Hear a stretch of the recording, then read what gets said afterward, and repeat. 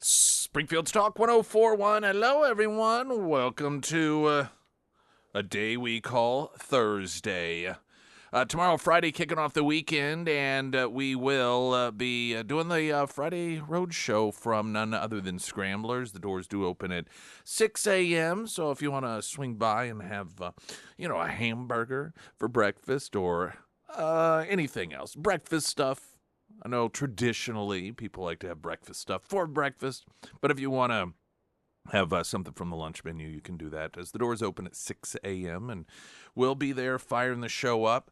We have Christy Fulnecki joining us in the 7 o'clock hour, and we have Author of the Week, sponsored by ABC Books on North Glenstone in the 8 o'clock hour. And the Author of the Week is very interesting guy. He is one that some might refer to as like the most mysterious man in the world. He's former spy, former FBI, former a lot of things. He was involved in a number of very controversial, high-profile events. In fact, I don't know if you saw, there was the release sometime, I believe, last year about Waco. And I thought it was a pretty good documentary. Was this the one on Netflix? Yes. I saw that. It was good. So they had 4 primary sources that they interviewed through the documentary, and one of them was a sniper. That's our author today. Oh. At Waco. He also was at Ruby Ridge. I was talking with him last week a little bit.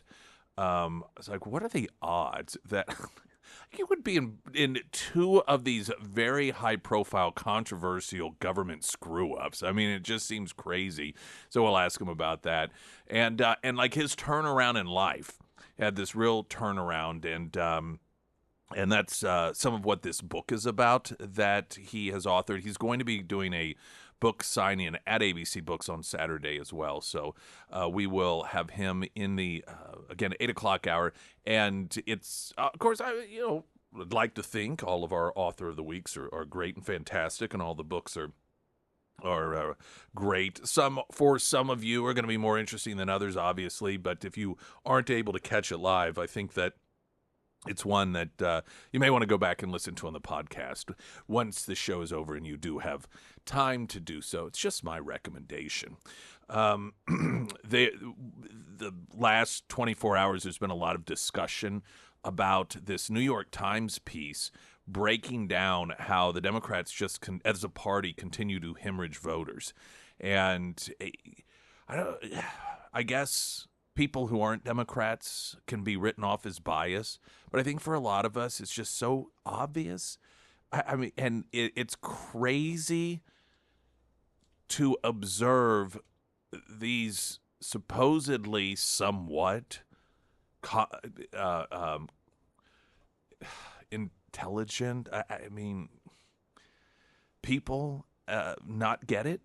It's so, I was just imagining last week these empires that have fallen being run into the ground by people that in retrospect you think, how could they have been so foolish and so blind? And we have the benefit, many of us, of observing it in real time with the Democrat Party. I just don't get it. Absolutely refuse to acknowledge that they are the problem. People just don't like them. It's not that Republicans are better at messaging.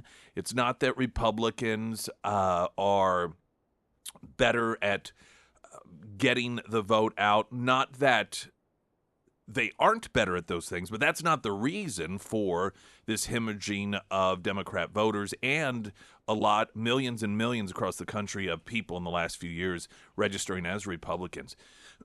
It's people don't like the Democrat Party today and what it stands for. And it's as simple as that. And that's why those people within the Democrat Party that are simply trying to change the way that they message, Gavin Newsom is a perfect example. He's a perfect example of the problem within the Democrat Party. The latest thing he's doing is like trying to mimic Trump, thinking that he's making fun of him, and the media's all over it. Like, is this the new pathway? Has Gavin Newsom figured out the code? Has he figured out how it is to really get the Democrats back in the swing of things? And like, that's not your. It is a problem. People don't like you. Normal people don't like you and what you stand for as a political party. And all you have to do is ask them. All you have to do is listen to people.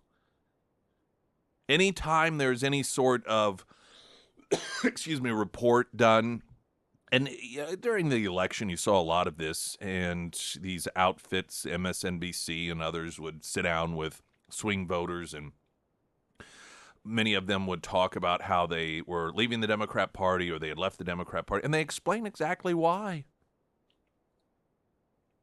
They say, I think last week read an article and there was an interview with a union guy who voted Democrat his whole life, his family did the same thing, switched to Trump, and he's like, because Democrats just don't care about what I care about any longer. They're running around talking about sex change operations for kids and protecting and protesting against deportations and all these things, while my family is worried about income and we're worried about security and safety. And the Democrat Party just does not represent those things. So these people are open about why it is they're leaving the Democrat Party, but the Democrat Party's response to it is, we don't need you anyway.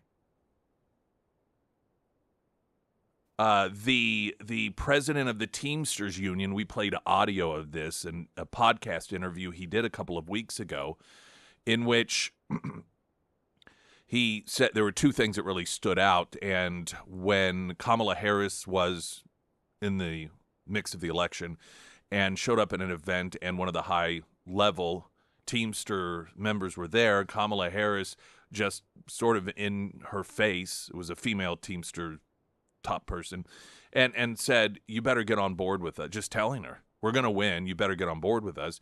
And when the Teamsters decided not to endorse, the union president said Bernie Sanders just cut him off, refused to talk to him ever again since then. And that is the approach of the Democrat Party. You will support us because we are the good guys, and if you don't, we don't want anything to do with you. Well, it's like this door that only goes one way for the Democrats. As people are exiting out, then it doesn't go. They don't have any interest in trying to get those people back. And as long as you're doing that, you're going to have a net loss of people. There's a perfect example of this I want to share coming up regarding Bed Bath and Beyond. And Bed Bath & Beyond is closing up their stores in California because it's just become too unaffordable. They just can't afford it any longer. And there was a statement from the CEO explaining that, saying this isn't about politics. This is just the economic environment, among other things. We just, as a business, California's environment is one that is harmful to us, and so we have a responsibility to our employees and to our customers to no longer do business in a place that is harmful to the business itself.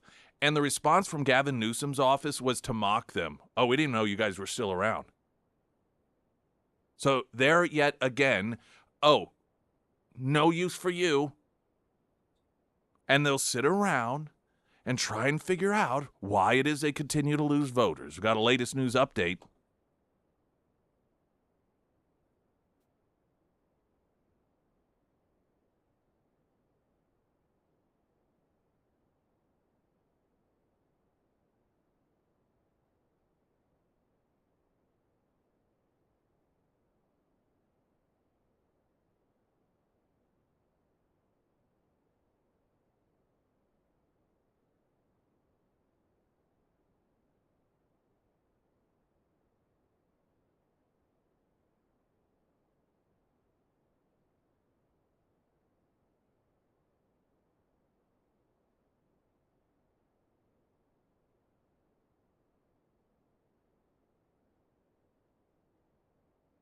And the first alert forecast from Ozarks First meteorologist Tom Schmidt, sponsored by St. Clair of the Ozarks Home Improvements. Today we'll see sunny skies with a high near 89. Tonight it's going to be very beautiful, mostly clear with a low around 63. For your Friday, sunny with a high near 90. And taking a look at Saturday, sunny and hot with a high near 92.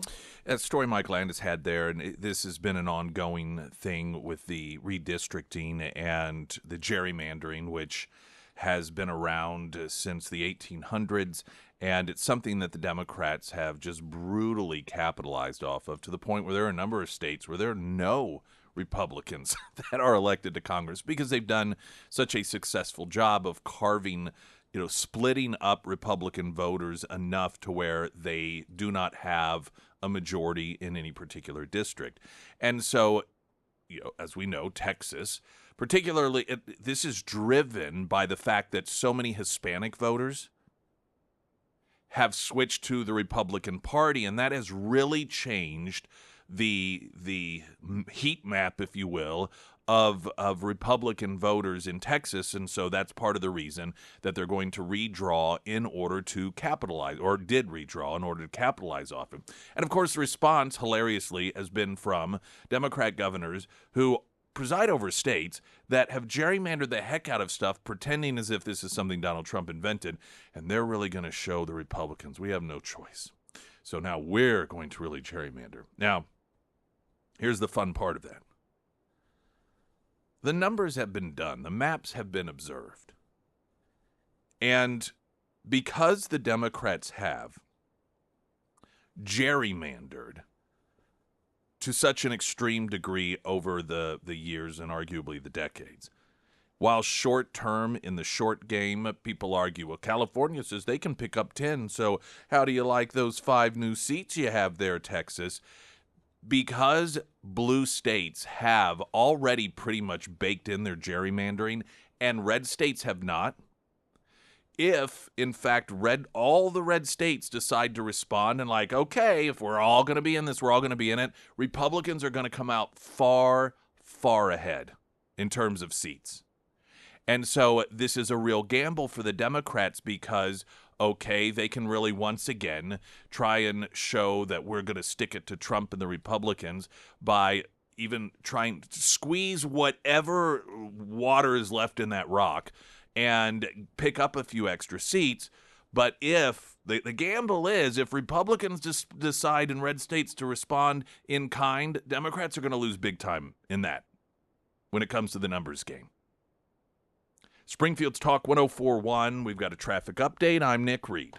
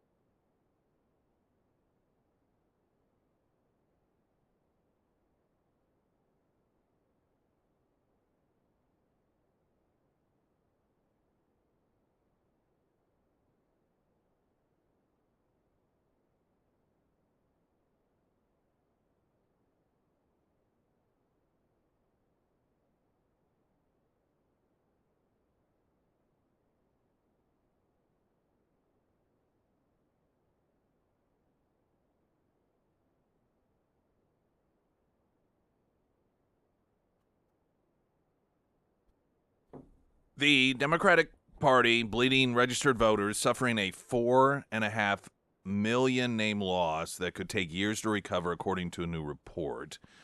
Between 2020 and 2024 presidential elections, Democrats lost about 2.1 million voters across the 30 states that track registration by political party, according to a New York Times analysis of data gathered by the L2 tracking firm. Over that same period, the Republican Party gained 2.4 million registered voters. Officially, there are still more registered Democrats than Republicans nationwide, but that number is incomplete because blue states like California and New York allow voters to register by party, as does the District of Columbia, which while reliably red states like Texas, Missouri, and Ohio do not. So in other words, these numbers are probably, in all likelihood, not nearly as drastic as they are in reality. Because if you have across the country Democrats dropping out of the Democrat Party, Republicans picking up, and red states like Texas and Missouri and Ohio don't track that sort of thing, you know that it's been even more extreme in those areas. Most alarming for Democrats, the decline is nationwide, with the U.S. seeing more new voters registering with the GOP in 2024 for the first time in 6 years. I know this is about Democrats, but it's just sometimes fun to pause and think about the Republican establishment going on and on about how Donald Trump was going to destroy the Republican Party. You could easily write an entire book just on things that the world said versus what Trump said, where Trump was right and the world was wrong. And that period of time in which you had Republicans that were telling the Republican voters, this is going to be the end of the Republican Party. If Donald Trump gets this nomination, this is as far back as 2016, obviously. If Trump gets this nomination, well, forget about what little gains that we've made in the Hispanic community will be gone forever. The Republicans will never win the White House again.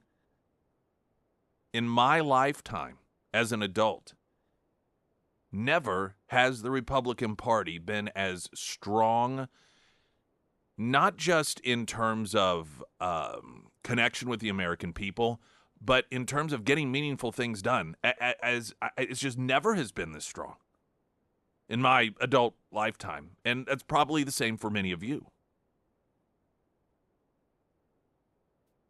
So Democrats, the decline they are experiencing nationwide, GOP picking up new voters.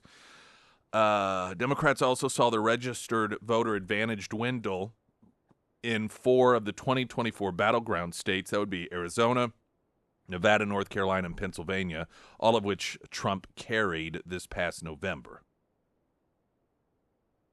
Michael Pruser, who tracks voter registration closely as director of data of science for Decision Desk headquarters, warned the numbers not only help explain Trump's victory last year, in which he became the first Republican presidential candidate to win the popular vote in 20 years, but also forecast significant headwinds for Democrats in next year's midterm elections, as well as the 2028 presidential election, telling the New York Times, "I don't want to say the death cycle of the Democrat Party, but there seems to be no end to this.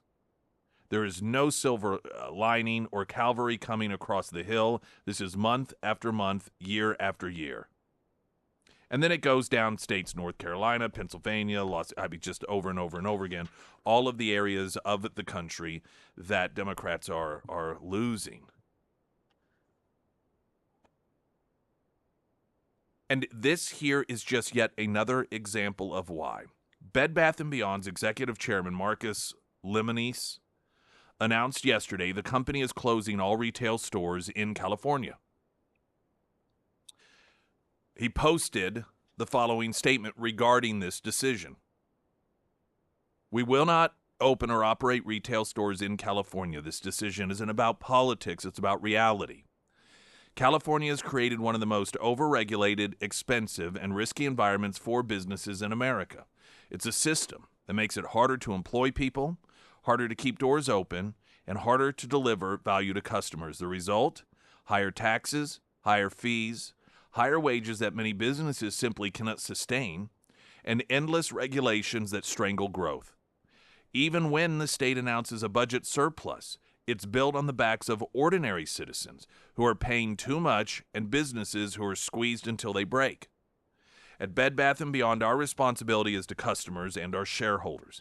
We will not participate in a system that undermines both.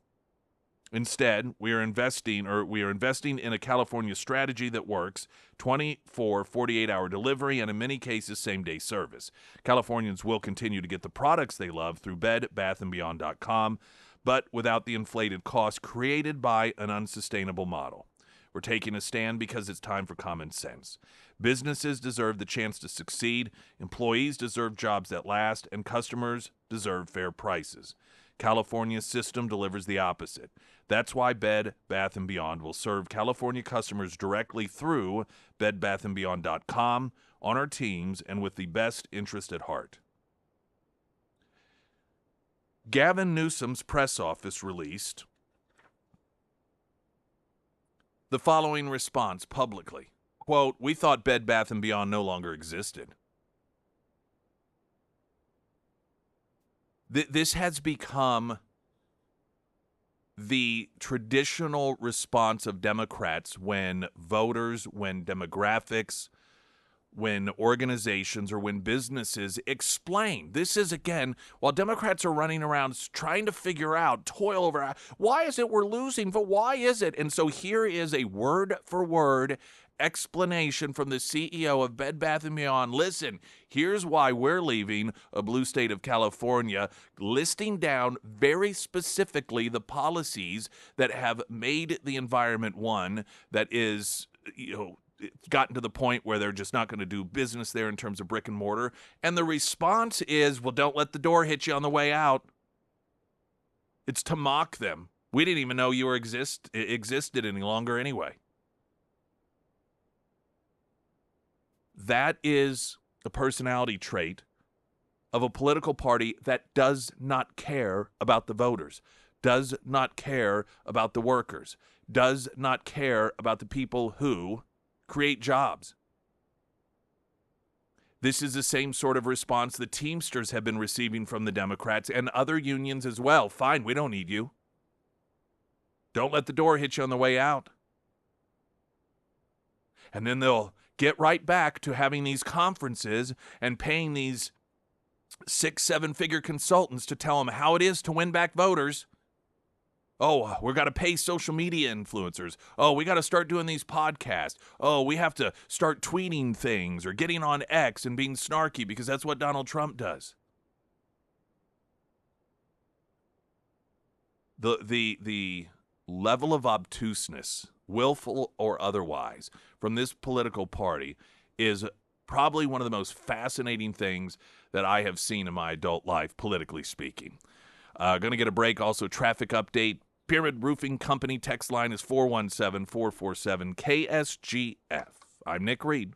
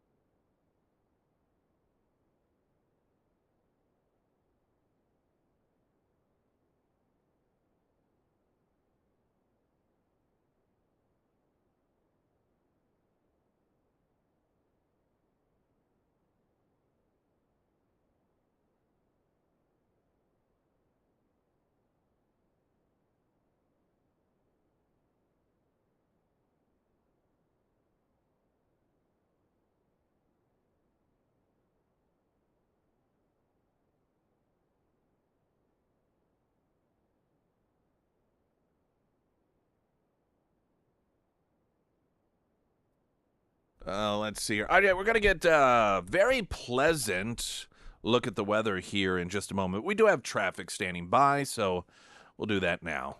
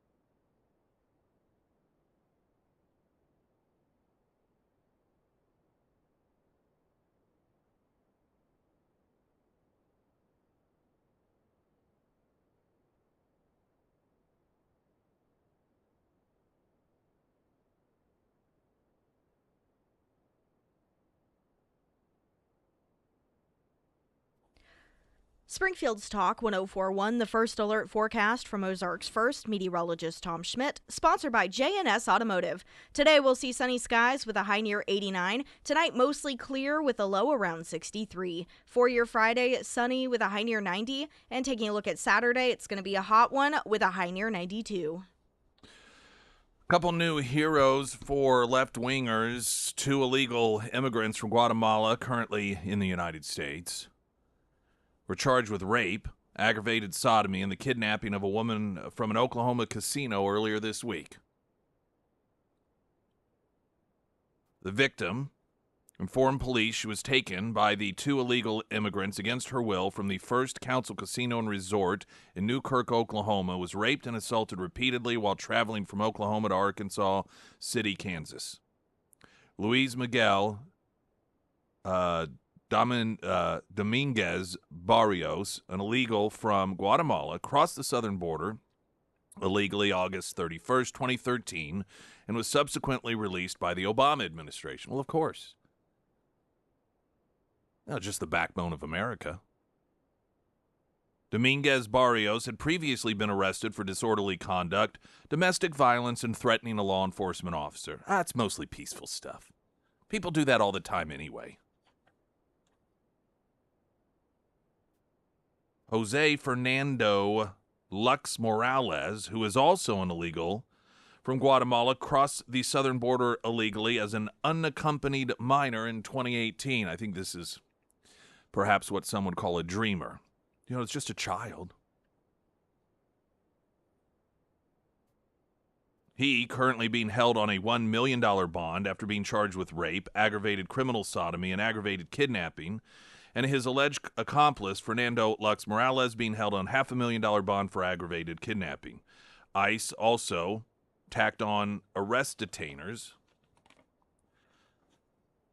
which, of course, requests local law enforcement to notify ICE before potentially releasing criminals for custody, as well as holding individuals up to 48 hours before their scheduled release time to allow immigration agency to assume custody. Now, this is where, if you are a sanctuary city, you don't do that. This is an important notation because the media has, along with Democrats, deliberately misled people as to what a sanctuary city is. A sanctuary city specifically protects these people. There's a misconception that the purpose of a sanctuary city is to protect the, mother who came here as a child, no fault of her own, and opened a little store that the community relies on and has successfully raised 4 children. And a sanctuary city simply says the city is not going to rat her out to Donald Trump. That's not what sanctuary city means. Sanctuary city means when you have a couple of individuals like this who are arrested for sodomy and violent rape and kidnapping and aggravated assault, and there is bond, and if they get it so that they're able to be out awaiting trial, even when ICE says, hey, don't let them out because they're here illegally, not to mention accused rapists and so forth, let us know so we can come get them. Sanctuary cities say we're not going to do that. We are going to release them into the general public. That is what a sanctuary city is. And the victim in this case is some woman at a casino in Oklahoma. I suspect many of you probably have gone into casinos assuming you're perfectly safe. Department of Homeland Security Assistant Secretary Tricia McLaughlin said, quote, depraved violent predators like Luis Miguel Dominguez Barrios and Jose Fernando Lux Morales have no place in our country. Under President Trump and Secretary Noem's leadership, vicious criminals who kidnap and sexually assault women will face the consequences for their heinous crimes and will never be allowed to prey on innocent Americans again. ICE's arrest detainers ensure these criminal illegal aliens never walk free on U.S. streets again. And the confidence in that is that apparently they're not in a sanctuary city. Yesterday, the day before, making news, the racist mayor of Boston, she is the mayor that once held a work holiday party and didn't allow, or only allowed certain races to attend, held a press conference with a mariachi band, which I swear, people on the left, it's like, let's see, we're going to defend illegals. Let's have a mariachi band. But here she was defiantly defending their sanctuary city status. And the sanctuary city status, again, situation is specifically beneficial to criminals. There was a case that made headlines here in Springfield a few years ago, a gal who was murdered by an individual that was out because of sanctuary city status. Now we think, well, we don't have to worry about that. Springfield area, Greene County isn't sanctuary city. No, but the place that he had previously been held in jail was, I believe it was New Jersey, somewhere in New Jersey. And ICE requested, don't let this individual out. Let us know when you're about to do so we can detain him. And it was a sanctuary city, so they didn't do so. He ended up in Springfield where he murdered someone. But again, the left's perspective and the Democrat Party's perspective on this is, well, people get murdered all the time. What's a few more? The anti-ICE stereotypes that the media have created are proving to be also a benefit to murderers. The husband of a missing mother of 3 claimed his wife had been detained by ICE agents, just disappeared. She just disappeared. I mean, how often do we hear this? From Democrat lawmakers, that ICE, they just show up in the middle of the night and people get disappeared. And so here, this poor father, poor husband, it was just one of the many victims of Donald Trump's evil deportations. His wife just gone.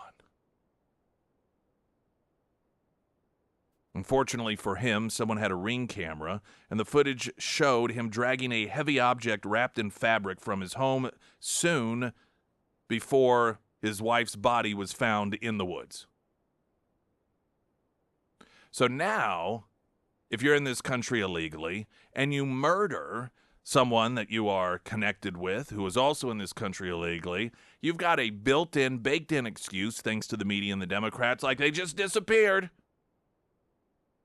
ICE, you know how ICE is. They just come and they're masked and they got these unmarked vehicles and they're picking up people in the middle of the night and then they swoop them away and nobody knows where they go. Just make sure your neighbors don't have a Ring camera.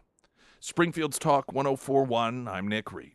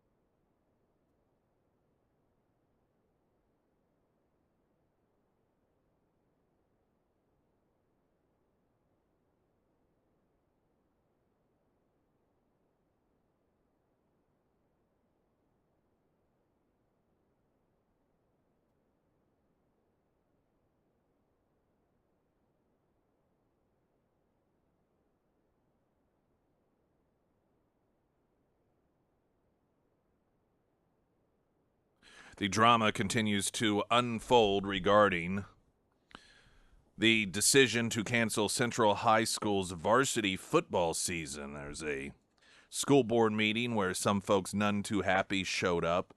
The superintendent broke protocol, according to the news leader, asking to address the issue early in the school board meeting, just prior to public comment, rather than wait until her designated speaking time at the end of the meeting. So clearly they are feeling the pressure here, the public backlash, and you've got, the online petitions, and then you got past alumni, and you got all these different groups and organizations, and obviously parents that are highly upset about this.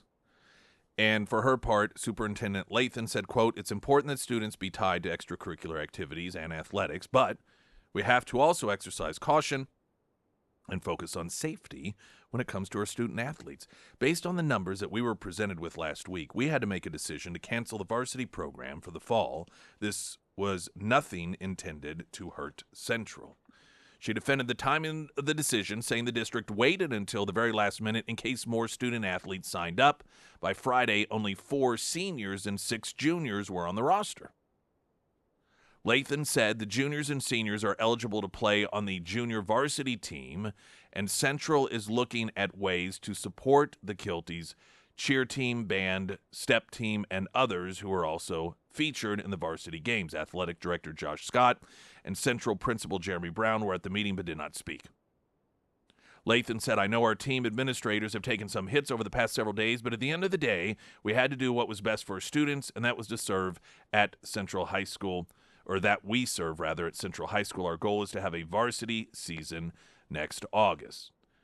Cheryl Clay, a community volunteer who has long supported Center City Schools, said most Central parents and students learn about the decision on social media or by word of mouth, saying this so-called safety reason given is such a stretch, it appears to be a knee-jerk response without fully comprehending the repercussions, and noted that the district ought to walk back the decision but she has no faith that will happen, saying, I just want you all to know this was an ugly situation. You handled it horribly. Days before school started, a Friday no less, before the weekend, and you all dropped the bomb. Just ugly. You all need to do better.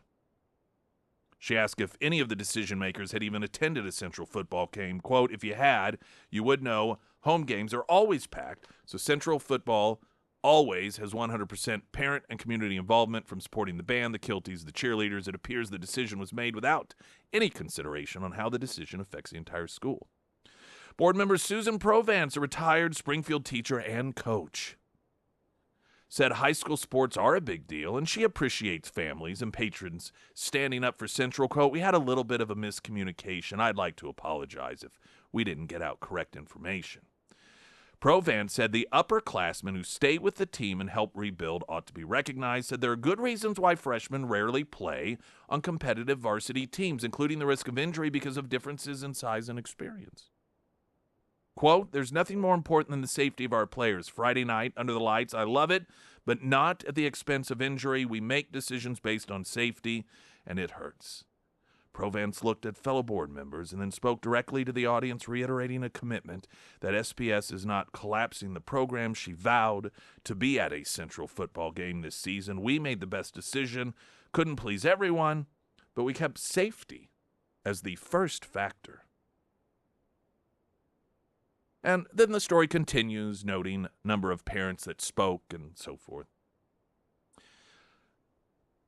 I took two things away from this story. One, the fact that, and I think this is arrogance and elitism, a lot of it, is because of this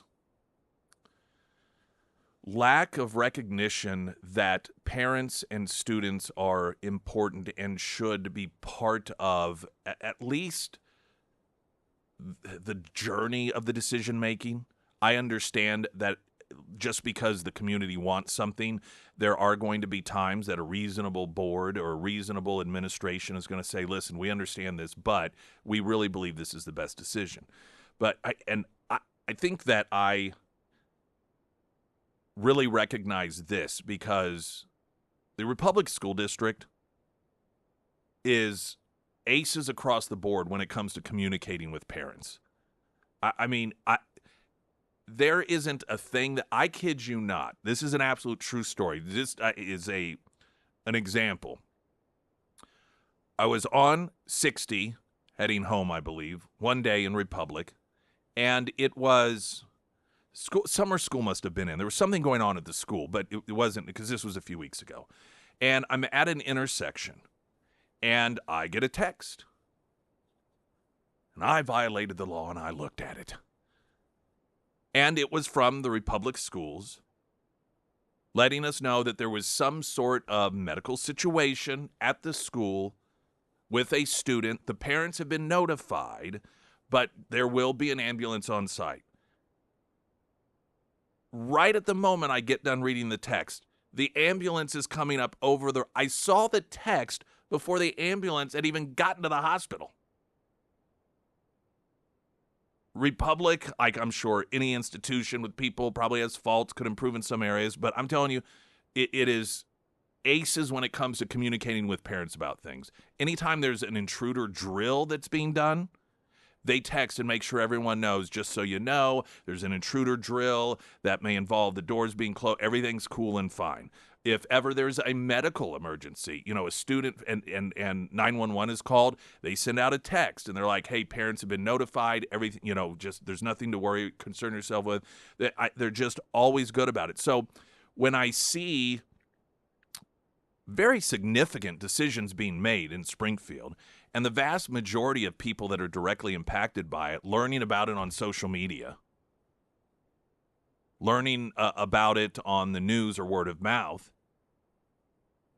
it makes things worse. Now, if they had been open and transparent from the very beginning about it and given a heads up, hey, this is something that we're thinking about, we're going to wait, hopefully we'll get more students to sign up. One, maybe they would have had more students sign up. Perhaps they wouldn't end up with such a small number of players that were going to be on the varsity team. I don't know, maybe not, but maybe. And doing so would not have pleased everyone, but it would have at least diminished it to, I think, the anger to some degree. But there's an elitism that is in that school district. It's like parents don't, we're the ones in charge. We'll let them know when they need to know. There's not a level of respect for parents. The other thing about this that really stood out to me that I find to be hilarious, given that this district is lefty, the school board is filled with lefties with the exception, of course, Dr. M isn't, but the rest of them are lefties. And they say all of this is done for the purposes of safety. Safety is priority number one. And what is it that makes this a safety issue? Well, it's the size, the physical difference between, 14-year-olds and 17-year-olds. There's an acknowledgement that biologically speaking, there is a difference between a young person who's 14 and 17, and safety is priority number one. So we're going to cancel an entire varsity season for the purposes of safety because of the acknowledgement that there are biological differences between these particular students that might end up on the same team. Now, how do you think these people, though, feel about guys being able to compete in girls' sports? I guarantee you, with the exception of Dr. M, a majority of these school board members quietly are supportive of guys identifying as girls getting to compete against girls while claiming there's no evidence that safety's an issue. There's no proof that men or boys are naturally biologically stronger, have an advantage over girls. You know that that's a contradiction that exists.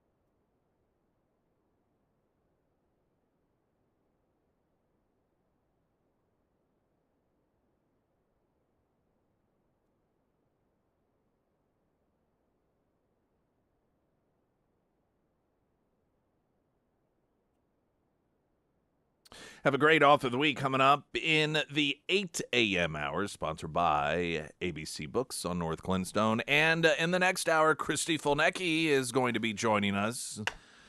Top of the hour news in 60 seconds. I'm Nick Reed.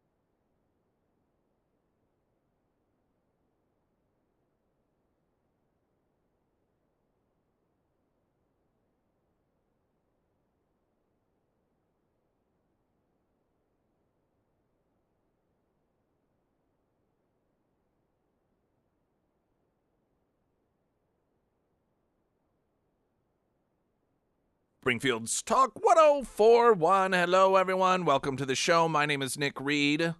Sarah was off air reminding me that I needed to mention a nicely produced video of Good job. the work that Hunter Hardscapes and Outdoor has, they've completed now, and the video is sort of the beginnings of it, right? Because Yep. I know I watched it. But I've also seen one of the other videos that hasn't been posted yet.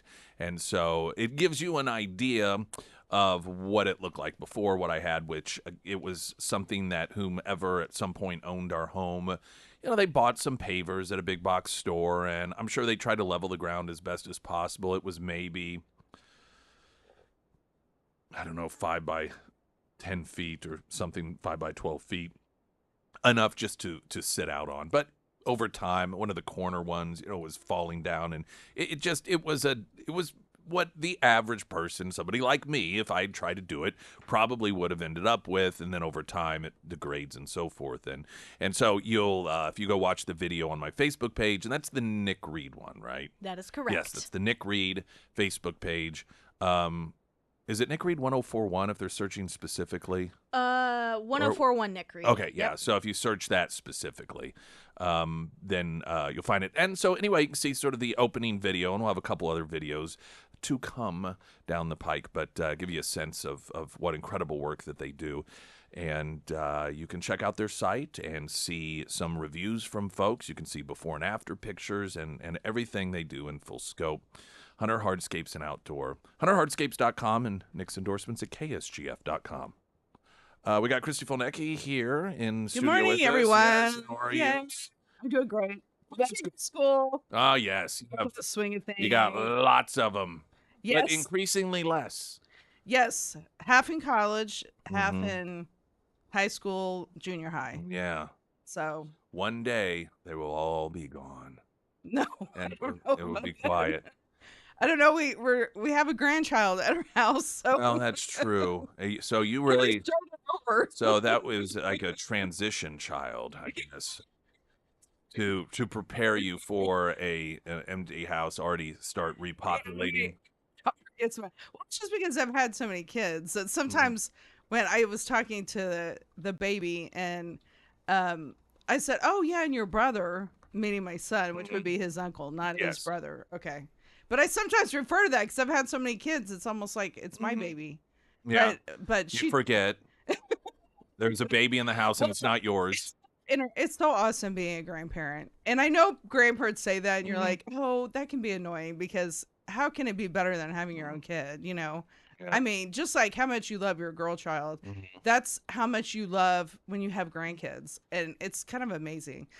And so, but then the thing is, you love them, but somebody else is in control of them. Right. So that is kind of hard because Right. you're like, oh, you should do this. Mhm. Well, no, that's my child. I'm not going to do that. Mhm. So, Like, well, then you're wrong. And you are a bad mother. And that is my job to tell you. We got traffic, nice weather ahead. Right now, the latest news update.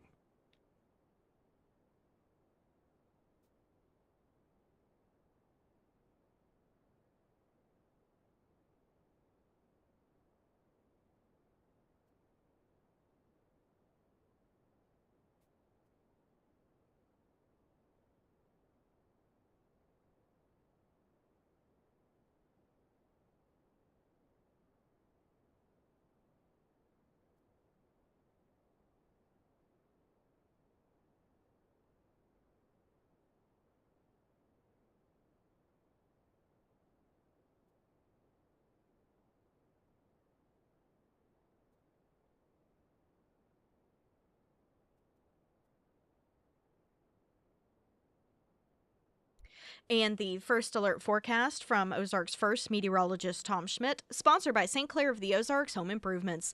Today we'll see sunny skies with a high near 89. Tonight mostly clear with a low around 63. For your Friday, sunny with a high near 90. And taking a look at Saturday, sunny and hot with a high near 92.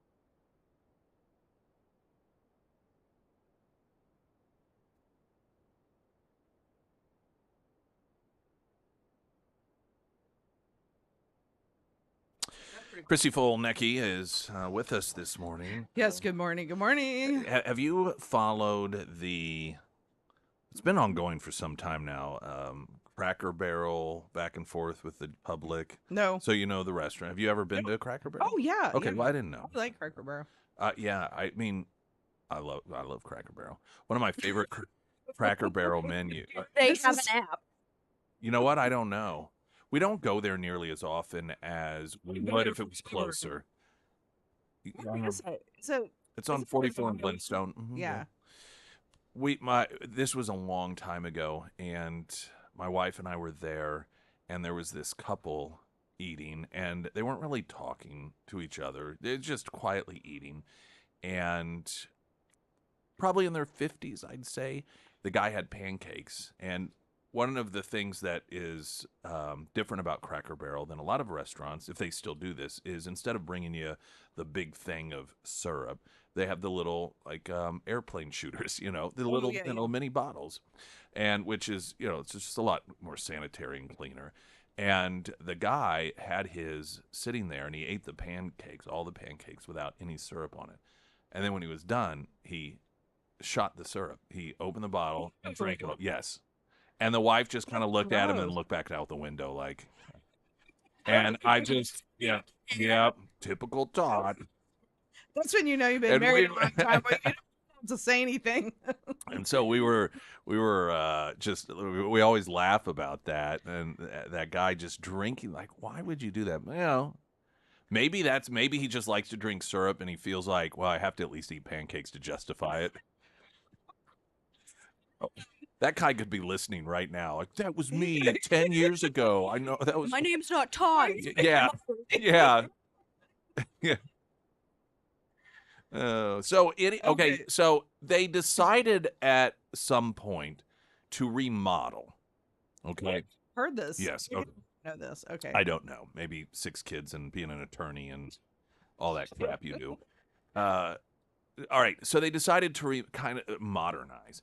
And the best description I actually heard of this was somebody posting on social media that they have crate and barreled themselves. So it's brighter, it's less cluttered.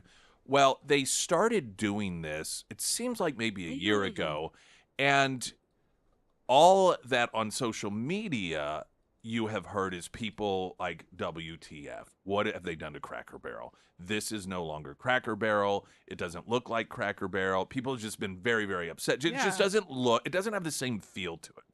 And in the beginning, it became viral enough that some news outlets were doing stories on it, and the CEO was like, well, we always appreciate feedback, and, we're doing this based off of research and, all this sort of stuff.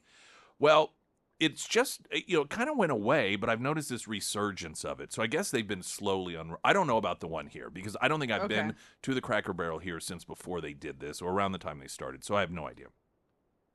But it's just, in fact, I was talking to somebody in the office about it, and I went on YouTube and I said, oh yeah, and I typed in Cracker Barrel and remodel immediately popped up, and it was just one video after another. People all walks. There was like a white guy, a black guy, and then some white chick, and it was just totally random people that are like, what has happened to Crack? What have they done?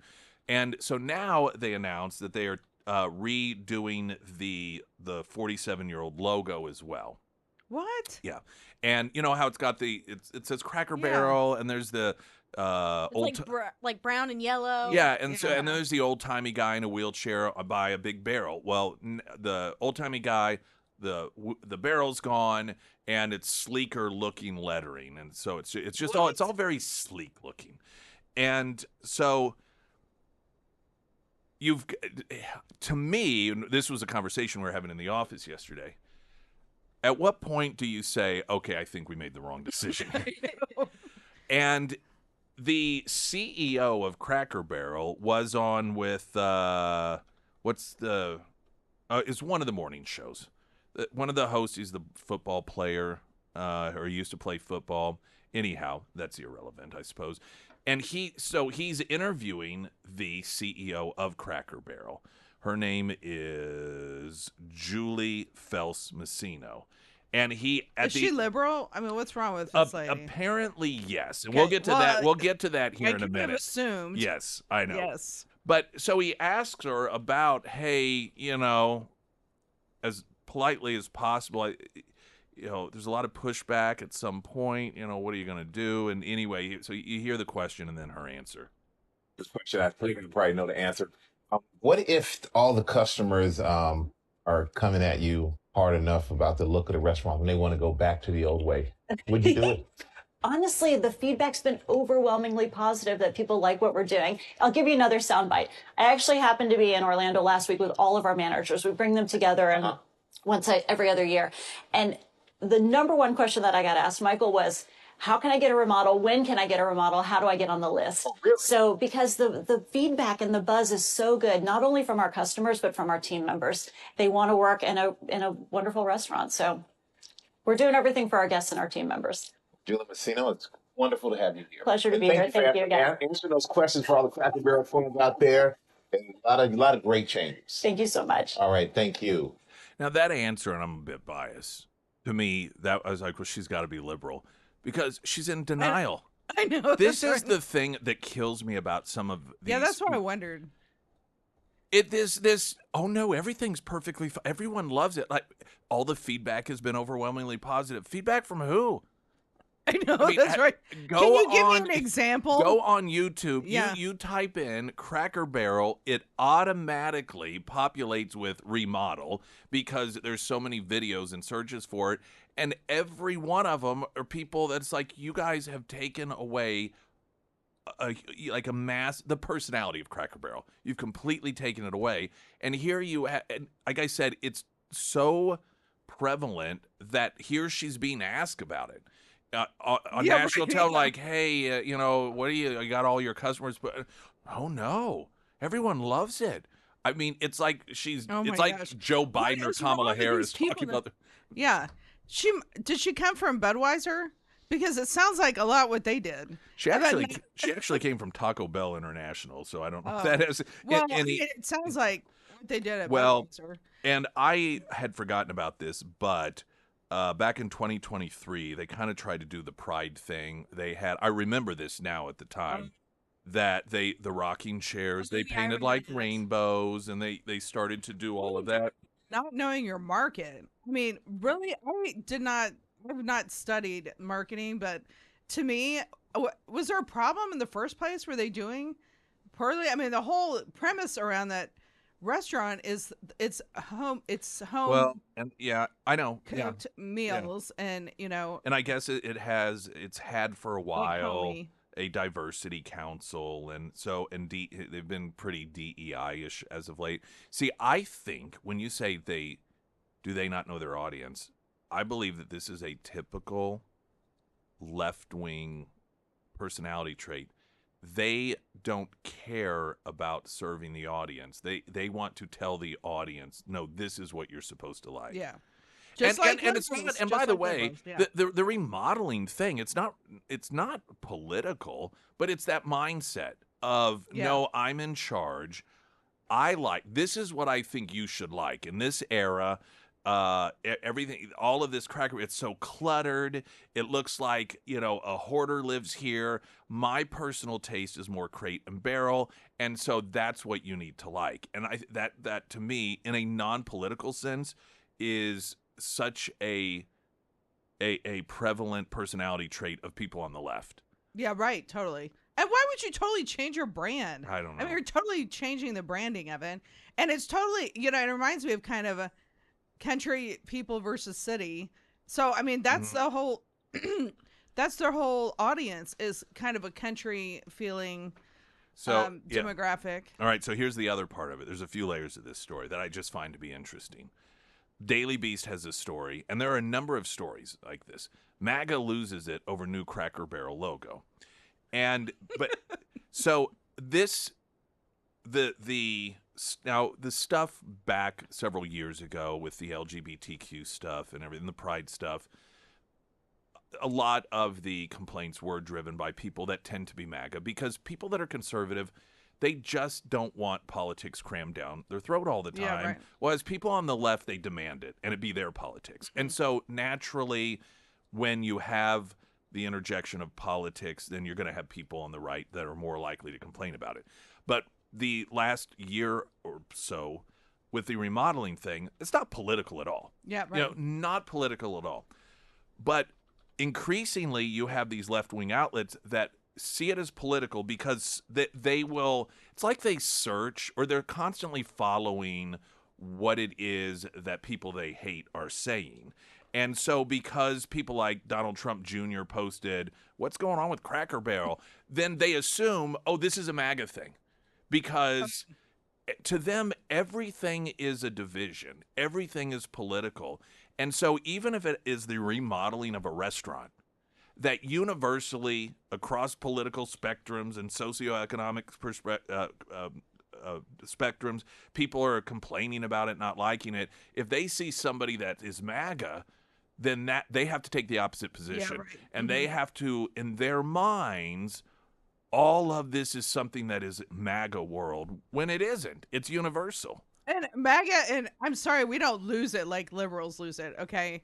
We're not standing out there with our phones like screaming at people. Yeah, generally not. Yeah. We're more reasonable and more Cracker Barrel-y. I mean, that's such a stupid even business play. I mean, why would they do that?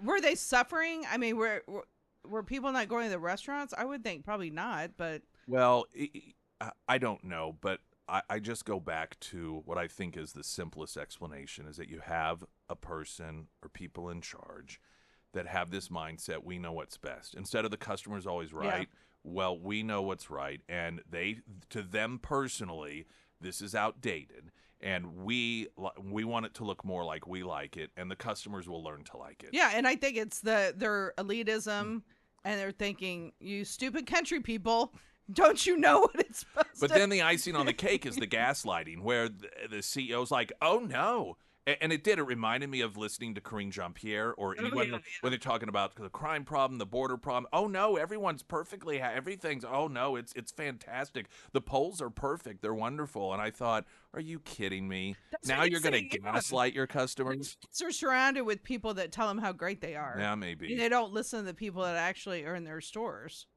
Now I don't know that it will. I don't know if it'll impact their foot traffic or not. I don't know.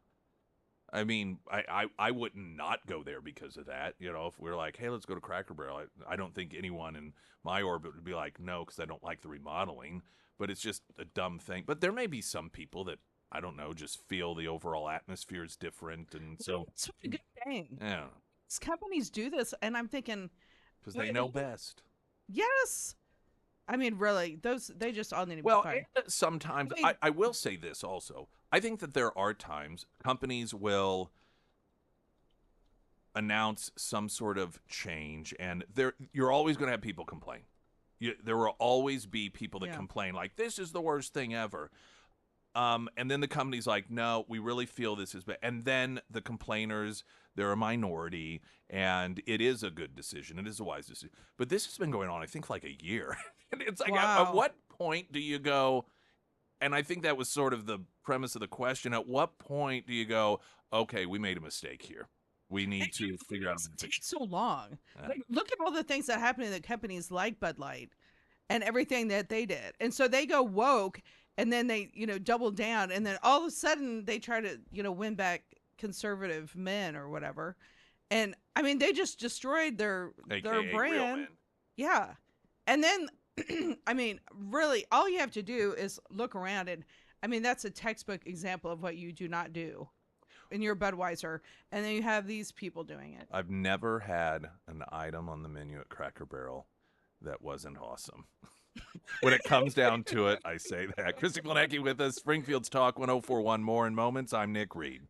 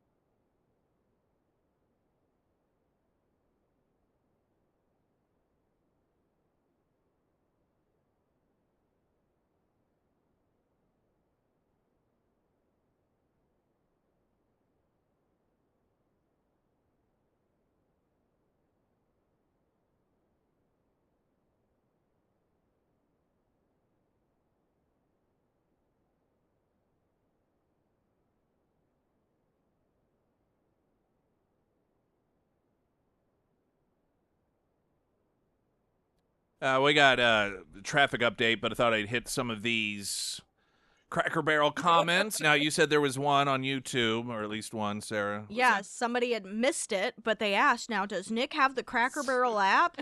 I Which do. you said you do not, but they do have an app.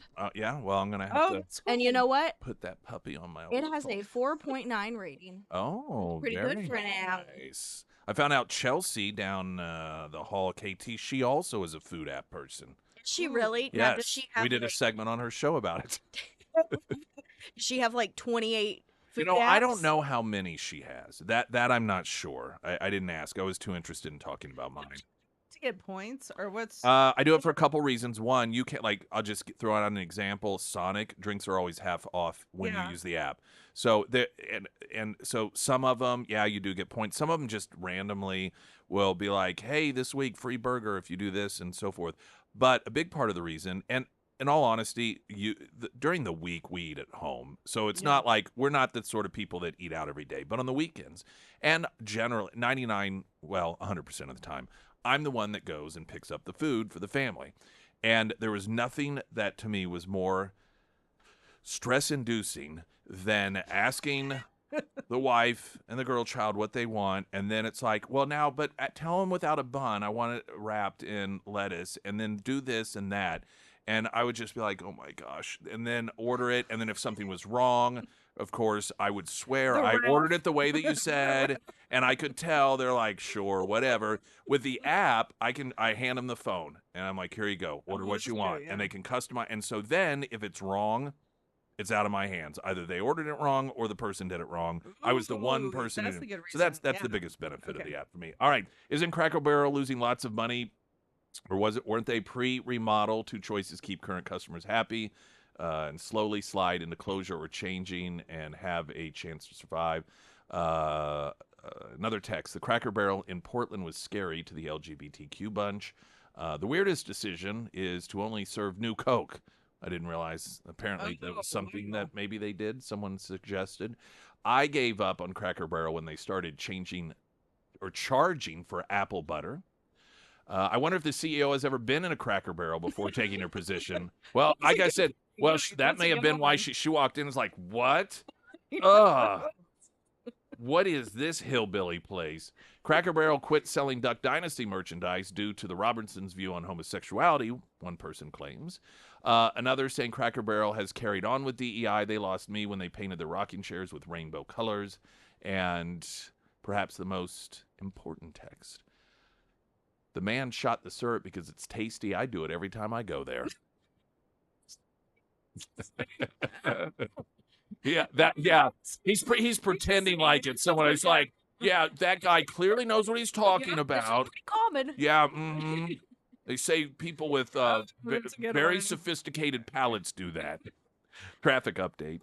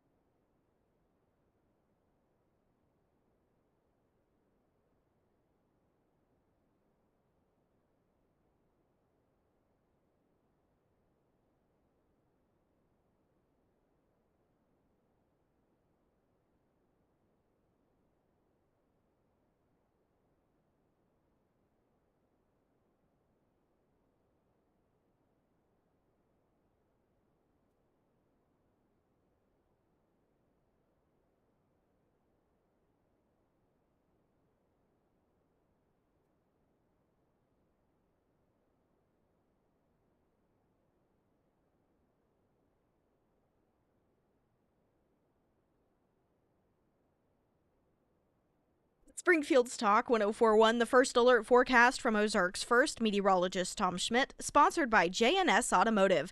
Today we'll see sunny skies with a high near 89. Tonight mostly clear with a low around 63. For your Friday, sunny with a high near 90. And taking a look at Saturday, sunny and hot with a high near 92. You were talking about the Nebraska is opening one of these detention centers. Yeah. Cornhusker Clink is what I think they're that's calling the it. name. These just That keep is getting so better and epic. better. Yeah. That's so epic. I know. I'd love now. Talk about speaking of marketing. I mean, this administration, they are 100% on their marketing, and then also Kristi Noem out there painting the I know. How wall great is black. that? I mean, that is awesome. Yeah. Well, part of the reason it's awesome is it just is so simple and makes sense. Yeah, I mean, I know, and for I people know. that missed it, Kristi Noem announced, and that there was visuals of it, the wall / fence. I mean, it's sort of a hybrid of the two that has been extremely effective in preventing illegals from coming across the border. They're painting it black because in the hot sun that it makes it scorching hot and even more difficult to try to scale. Kellyanne Conway was on the 5, and when this issue came up, she said this was actually something Trump wanted to do in his first term. Oh, really? Yeah, but they were Oh. just, there were so many roadblocks, and he wasn't able to get to it. But she said that was something that he's been wanting to do for a long time. Wow. But because it makes sense. I know. It's so simple. It's the opposite of government. It's like the most simple and extremely effective and a cost-effective way of doing something. So perfectly makes sense. And then it's funny when they reported on it, when I was watching it last night, they said, and there's 0 crossings right now. And to think that there's 0 people coming across the border, I know. I mean, that is incredible. Yeah. And just a year ago, they were saying, no, well, that can never be done. We have to have this act of Congress and all this stuff. And there's 0 people, they said, coming across. Meanwhile, of course, in D.C., crime is plummeting, and Oh, my Democrats gosh. don't like that. They're very upset. You know, But don't call them pro-crime or pro-criminal. J.D. Vance, through Union State, yeah, huh? and Yeah. Stephen Miller was one of the individuals there, and they were speaking to reporters and outside Union Station, where, again, virtually every person in the picture, white liberal. I was just going to raise Yeah, that. I mean, they're all white. all white Yeah. liberals, and white liberals are the absolute worst. And Stephen Miller, 2 reporters making some comments in the context of all those protests. These crazy communists, they have no roots, they have no connection to the city, they have no family who are raised in the city, they have no one that they're sending to school in this city, they have no jobs in this city, they have no connections to this community at all.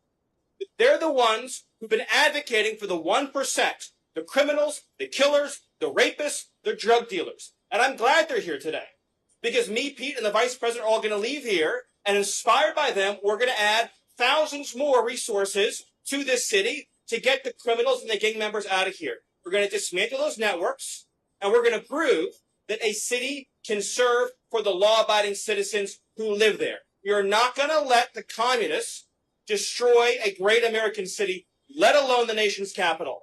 And let's just also address one other thing. All these demonstrators that you've seen out here in recent days, all of these elderly white hippies, they're not part of the city and never have been. And by the way, most of the citizens who live in Washington, D.C. are black. This is not a city that has had any safety for its black citizens for generations. And President Trump is the one who is fixing that with the support of the Metropolitan Police Department, the support of the National Guard, and our federal law enforcement officers. So we're going to ignore these stupid white hippies that all need to go home and take a nap because they're all over 90 years old. And we're going to get back to the business of protecting the American people and the citizens of Washington, D.C. Yeah, I like him. That was so awesome. I love that. It's I true. was just getting ready to say that Yeah. because Union Station, you get out the metro. And so I bet you those people are from Maryland or Northern Virginia that come in there and search. I mean, they were being crazy in front of Vance and like screaming with their cell phones. Oh, yeah, they're nuts. And I was like, that you are not acting like a normal person. Scott Jennings was on CNN, and of course, the panel. I think a lesson that Trump learned going from his administration to Biden's and then back to his, it is extremely valuable for people to see in very quick time the difference between policies in terms of their results. And I think that he rightfully so believes that going from his administration to the disastrous policies of the Biden administration was a real wake-up call to people. And that's what helped him win in historic fashion again. And so I think that going into a place like Washington, D.C., that has been riddled for decades with crime, in which black people are disproportionately harmed, and just as quickly as he dealt with the border, dealing with it. And that way people can observe this is what it can be like. This is not just rhetoric. This is not just politics. This is the reality of what it can be like. And then if it does, when he's gone or whatever happens, and then it goes back to the way it was before, then people will get a chance to see and a reminder, okay, here's the difference once again. And I love when they interview the people that actually live there, the residents, because they are the majority. Even I don't even know if it's 70 or 80, or it could be more percentage are black that live in DC. And when they interview them, they all are welcoming the National Guard. They all want them to be there. So that's why I'm thinking these crazy people. And then there was one lady, I don't know if it was on K Street or where she was, some white lady was, I don't know if she had a megaphone or something, and she was screaming out in the street. I don't know if you saw it. And I'm like, lunatics. What? Yes. Lunatics. I mean, you're not just like protesting. And see, what are you protesting now anyway? Are you protesting high crime? I don't know. For it. Well, and this is the other thing that people that maybe are younger don't realize. Once upon a time, when you saw somebody that was a protester with a megaphone, it was the one nutty person that stood on a street corner that everyone just ignored. Most cities had those. It wasn't you go through a city and you'd see, and if you ask a local, they'd be like, oh yeah, they're out here every Wednesday and Friday or whatever, and they're always going on and on about whatever. But that is the typical Democrat activist today. Yeah, right. Almost every protest or event you see, it's commonplace. They have turned the crazy, psychotic lunatic that screams into a microphone into the norm within the Democrat Party. Well, and you can't even understand what they're saying. I mean, she was acting so crazy that you couldn't even understand the words she was yelling. And I said, well, okay, let me try to figure out what she's saying. I couldn't even understand what she was trying to get what her message was. And not having seen the video, I can get a picture of what she probably looked like. I'm guessing not attractive. Yes, that's correct. And that pretty much sums it up. Yes. Right there. Christy Filnacki with us here as we continue on. We're going to get a traffic update, and then we'll have more awesomeness straight ahead. I'm Nick Reed.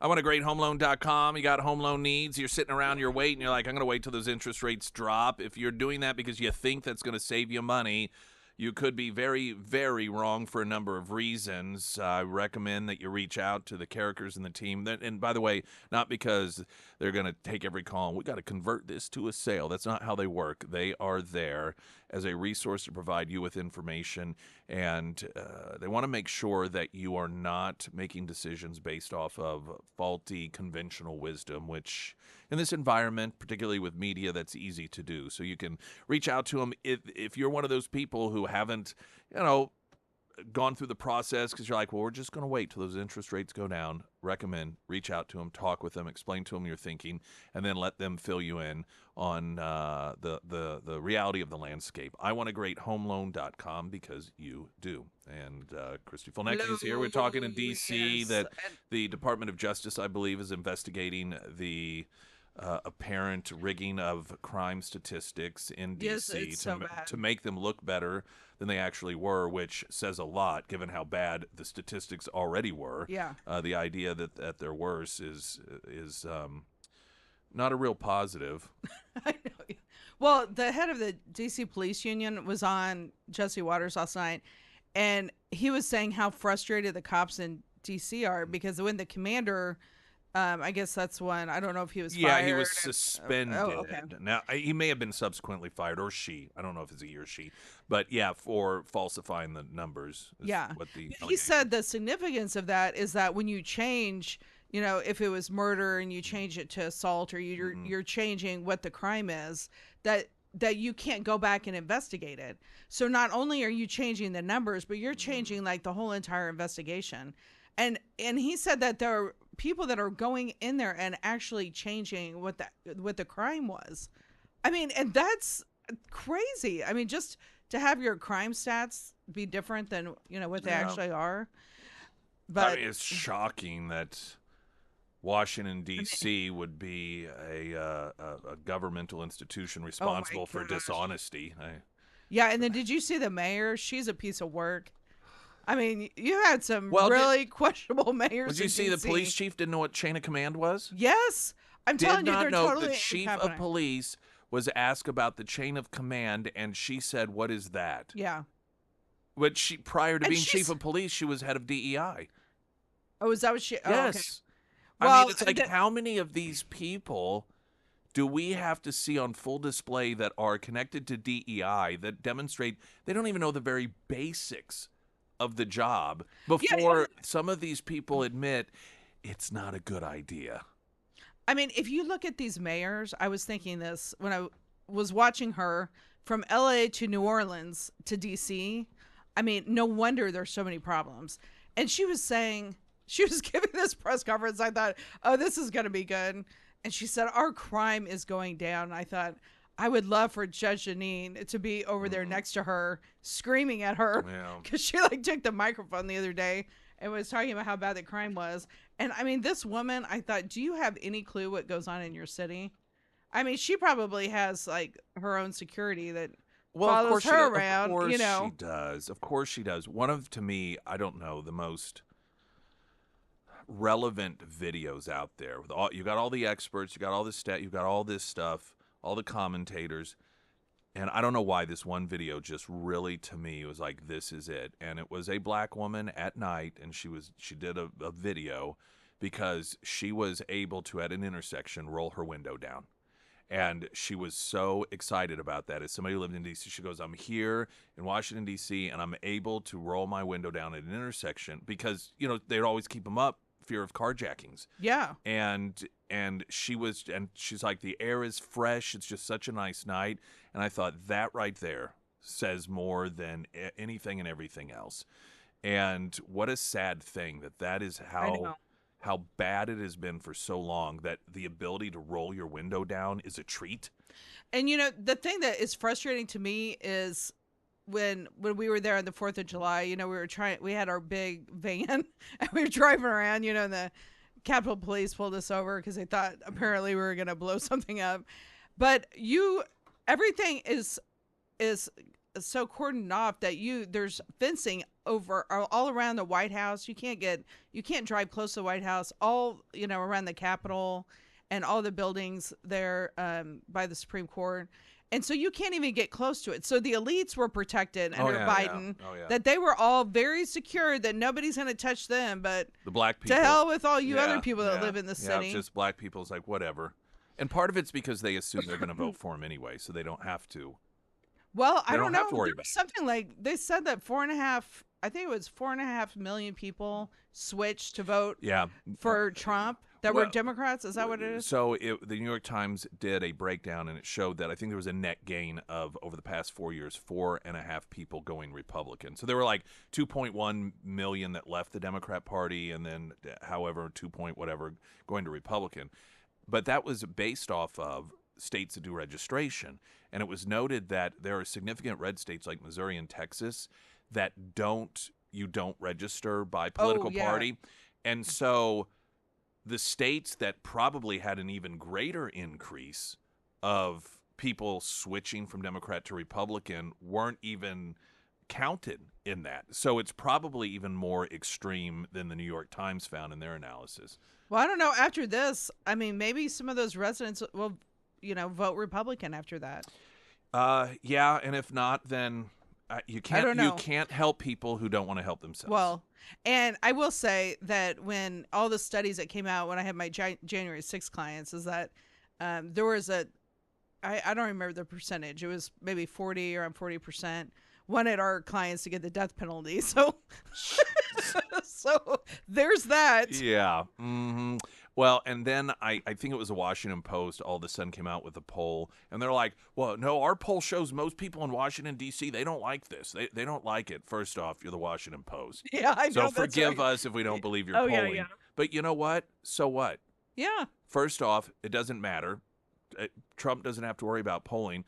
But also, it just in the end doesn't work that way. You don't get to allow innocent people to be easy targets for criminals just because you have some poll that says the majority of people don't like Trump. Right. That's not how that works. Yeah. And so.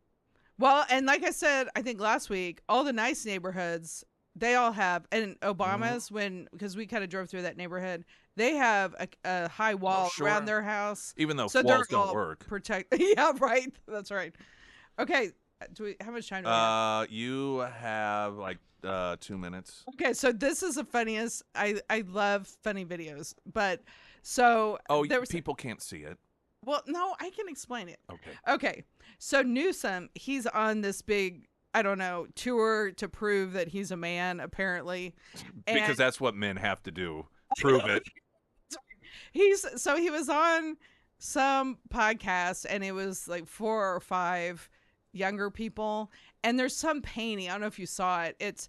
It has like he has all these muscles, and it was painted with this flag in the background, and he's like, it's not him obviously, but it was a beefed up muscular version of himself. And so he was talking about bragging like, oh yeah, that picture's really me, that's what I look like with my shirt off. And I thought, okay, this is so cringy that you have to have a man talk about that he's a man, first of all. And so then Jesse Waters, he starts saying, well, I don't know if you remember when Newsom was playing basketball with these Chinese kids, but it says Newsom flattens Chinese kid, and he was playing basketball and fell over on the kids. I remember that because it reminded me. I was laughing so hard. It reminded me of the episode of Seinfeld where Kramer was taking karate, and it turns out it was all kids and him.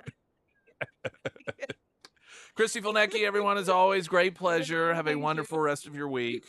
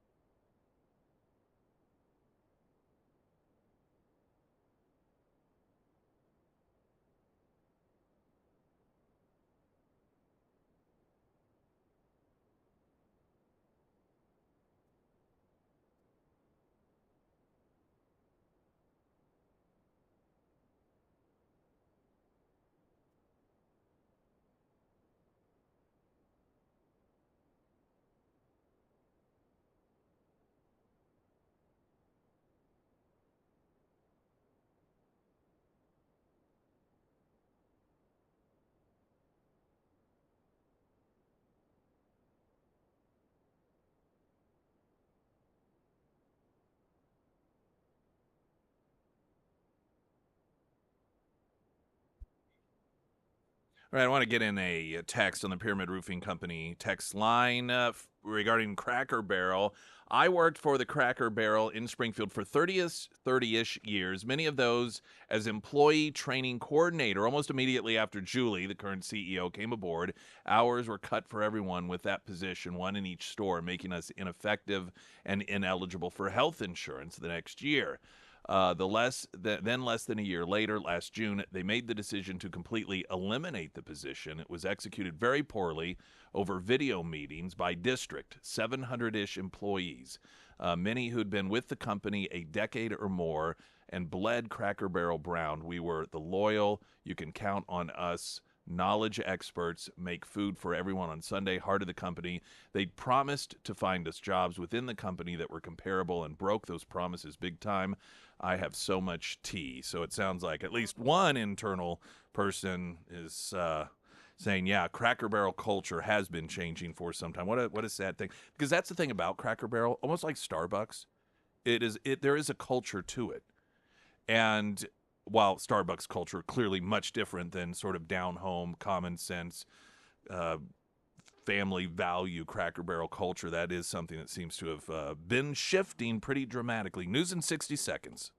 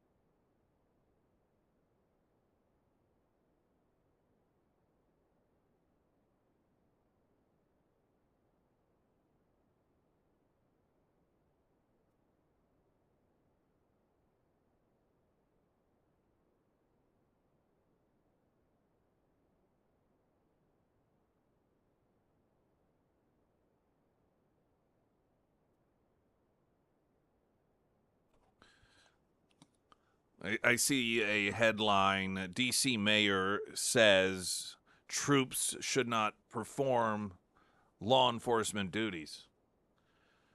Actually, they shouldn't have to. I mean, I don't disagree. They shouldn't. But what is supposed to occur here? Trump can't take, this is the legal and constitutional authority that the executive branch has. And so this is a tool that is afforded to Donald Trump. I don't disagree that it shouldn't happen, but the problem is what alternative is there? Clearly, for the mayor of Washington, D.C., and the Democrats in Congress and apparently all over this country, the disproportionately high black population should just live with the crap hole that has been created by these people that, I mean, in name only, run the city. I guess I can't comprehend, politics aside, failing so miserably at a job. And then when somebody comes in to clean up my mess, act indignant about it and say they shouldn't be doing this. I don't care what the job is. And I guess it's just a different breed of person, and I don't know. I mean, maybe politically it's a thing that is a personality trait on the left. I don't know. But aside from that, this is the thing to me that is most amazing about these Democrats that run these cities in which the quality of life is horrible, the results are consistently horrible, and there's no shame, no embarrassment. It's like they come in last in every race, and then when the coach is like, hey, we're going to replace you, how dare you? You don't have the right to do that. It is a human condition that is a fascinating thing to watch and observe. And I do almost wish I could really get into the mind of somebody like that just so I could understand. How do you do that? How do you feel no embarrassment, or just responsibility for the people you're failing? Because this is me. I would know. I'll just give you a real life example. I have always thought, and I never wanted to be an attorney, but if I had felt compelled to be an attorney, I don't think I could have done it, because for me, I would have known that if I was good at it as a prosecutor, probably at some point I would have put an innocent person in prison, just because not because of any sort of corruption, but sometimes innocent people really do look guilty, and that's the evidence you have, and you present it, and a jury puts them in. Then on the flip side, I thought, well, if I were a defense attorney, I would know that I would have had more than one, probably, people that were actually guilty, that because of me, they were walking around the streets, and then they were able to commit another crime. Now, thank goodness there are people that don't overthink it like that, because otherwise we wouldn't have attorneys. But that's just my mindset, is the results, and knowing that if I did my, just doing the job, there would be unintended consequences that I would feel guilt over. So I can't fathom running a city so poorly, in which, I would know people are dead and people have been raped and people have been abused because of my policies. Because of my lax policies, crime has increased, and that has been the real life result. I can't. I would feel such guilt and responsibility that I would be like, I need not be in this position. Somebody else needs to step in. So it is crazy to me to see these elected Democrats that run these cities right into the ground. People suffer because of it, and then they stop people from coming in that are making life better for the people they're supposed to be taking care of. I just don't get it. All right, we've got a great Author of the Week coming up, sponsored by ABC Books on North Glenstone. Right now, the latest news update.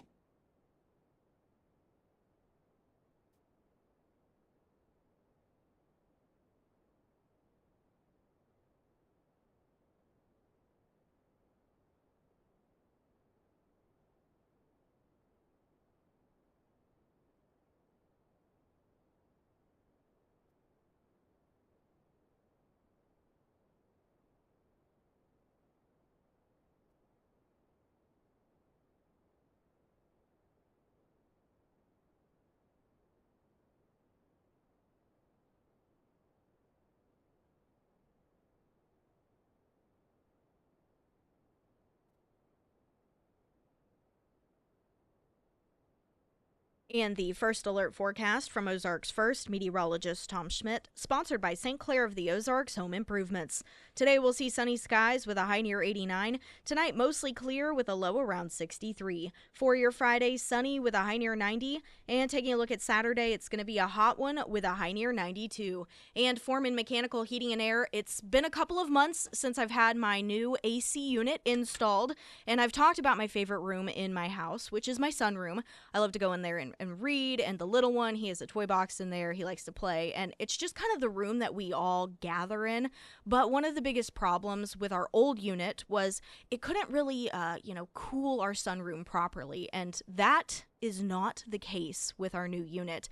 We've noticed that it's cooling our home a whole lot quicker, including our sunroom, and our utility bill has been lower over the last few months compared to last year. So I am very, very thankful for the Foreman Mechanical team. So if it is time to have a new unit installed at your home, or maybe it's just time for a tune-up, reach out to Russell today. You can find all of the contact information for Foreman Mechanical Heating and Air under the Sarah's Endorsements tab at ksgf.com.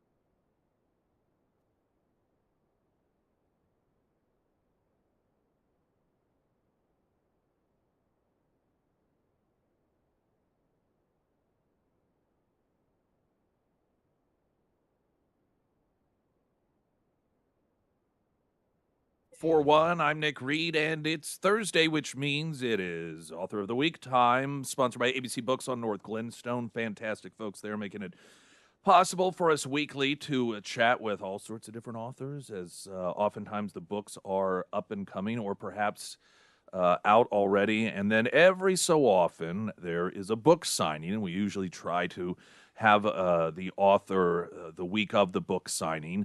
And Christopher Whitcomb is with us. The book is Anonymous Mail, A Life Among Spies. And you and I having a conversation off air. Interesting background, to say the least. If you would, just so people get a sense of who you are, walk through what your career path has been before we get into the details of the book. Good morning, Nick. Really nice to see you. I've got to say, as a writer, I really appreciate what you do. These shows are fabulous. Thank you. The writing world, near and dear to my heart and all your listeners. So thank you very much for bringing in. And I've got to say, it's kind of tough to figure out how to start with this book, because I'm kind of a Tinker Tailor Soldier Spy character. I will say that I started life as a writer. That's what I always wanted to be. Somehow I ended up in the FBI, and somehow I migrated from the FBI to the intelligence community, which would include numerous agencies. Most people would specifically know the CIA. As a result of that career, I went into television news. I've written for many, many outlets. I was a staff writer at GQ magazine. I had an op-ed contract at the New York Times. I have written for HBO, Netflix, CBS Films. I've written movie scripts and television. And let's see, and then many, many adventures along the way. Many of those adventures, in NBC News, I worked as an on-air analyst every day for NBC Properties, which was NBC, MSNBC, and CNBC. basically from 2001 till the end of 2006. And while I had those media covers, I spent a great deal of time in foreign countries doing other things, most specifically Afghanistan. I was in Afghanistan about 3 weeks or a month after 9/11 on a solo gig. Somalia, Yemen. I've operated in well over 30 countries around the world. So anyways, it's a very, very broad story. And I'll say to the readers, the first thing they'll think is, what is this guy's nuts? And I will say, yes, it is a nuts story, but this is a Random House book. It has been featured by the New York Times in 2 separate articles, picked for their summer reading list, and nominated for a Pulitzer Prize. So as crazy as the stories sound, it is a well-documented story. The path that you've been on, was that something that you sought out? Did you think at a particular age, these are the sort of adventures I want to have? Or did they just develop and you went along? Great question. I'd say it's both. I grew up in a very small town in northern New Hampshire, maybe 250 people at a ski area. My dad ran a ski area. So I grew up in the middle of nowhere. However, my Uncle Harold was a gentleman named Harold Janine, who at the time was kind of the Bill Gates, Elon Musk of his time. He was the world's first multinational corporation builder. And as odd as this sounds, it's very widely documented. But he and ITT, which is now community colleges, back in the day was a huge corporation. He and ITT financed the overthrow of a guy named Salvador Allende in Chile in the early 70s. And Chile came after him. They blew up their offices in New York, and he sought refuge at an estate he had in northern New Hampshire. So I spent a lot of my youth there with the CIA.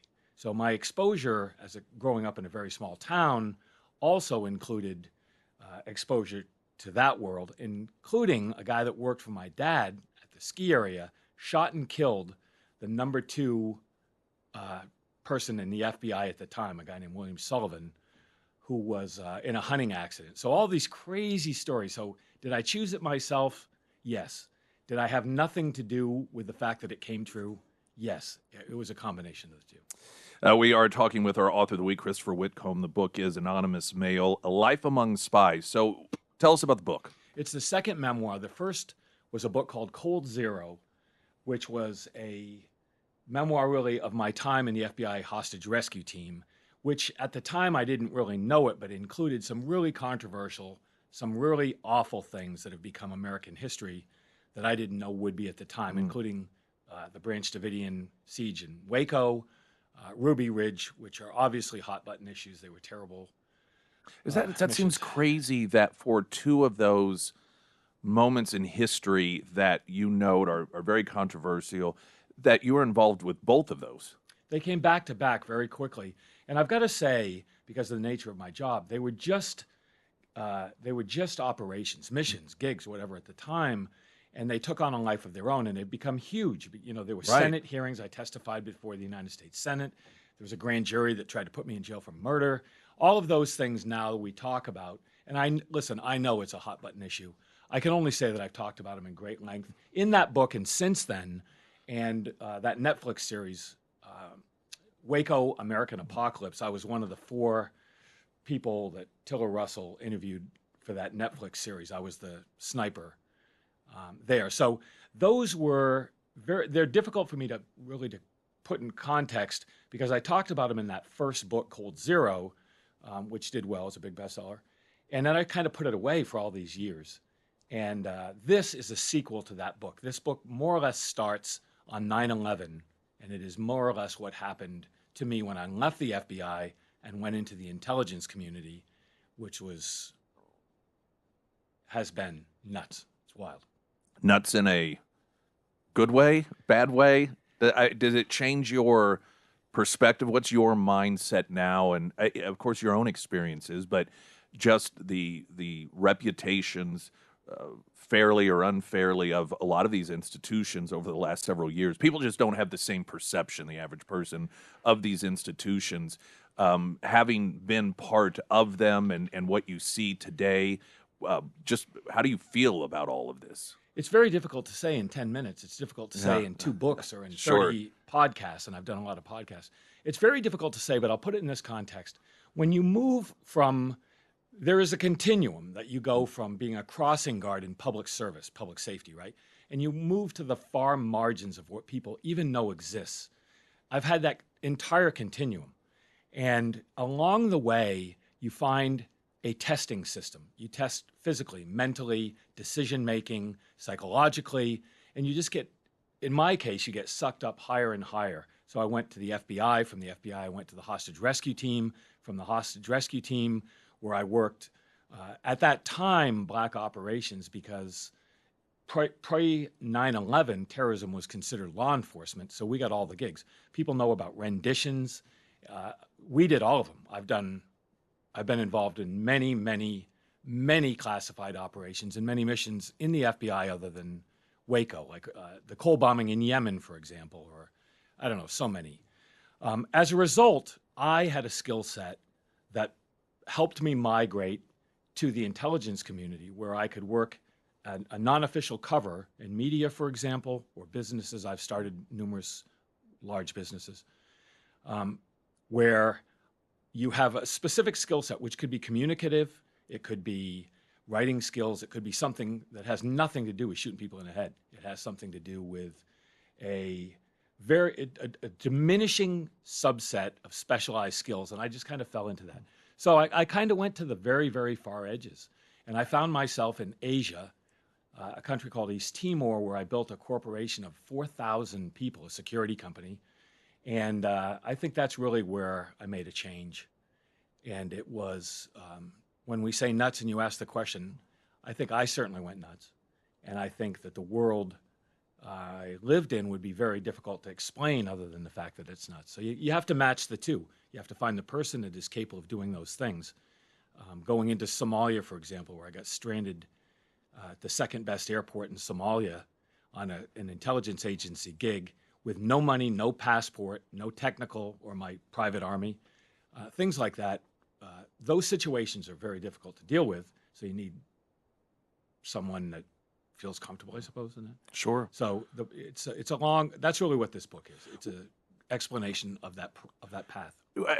A lot of this sort of work, I imagine, is very secretive in nature. How, excuse me, how is it you're able to write about it? Do you have to get permission? Do these agencies go through this and sign off and say, yeah, this is okay, no, this isn't? Short answer is yes. You sign a document when you join the FBI that says it has to go through pre-publication review, and my first book did, Coal Zero. Then I wrote 2 novels that were fictionalized accounts of classified operations. They were true stories, 2 novels, black and white, about that world. And I don't think I did send those through. This book in particular is very difficult because I was never formally employed as a case officer with the CIA or as a formal employee with any other agencies. But that world works on a contract basis, and it's complicated. You'll see on podcasts, people will talk about being a CIA contractor because they worked a security detail at the embassy in whatever country. That was not my gig. My gig was all subcontract work, I guess, is what people would, if you put it in those terms, it's more complex than that, but that's primarily it. So trying to clear these things, I use the barometer of public disclosure. If something is available in the public sector or the public domain, then you can write about it.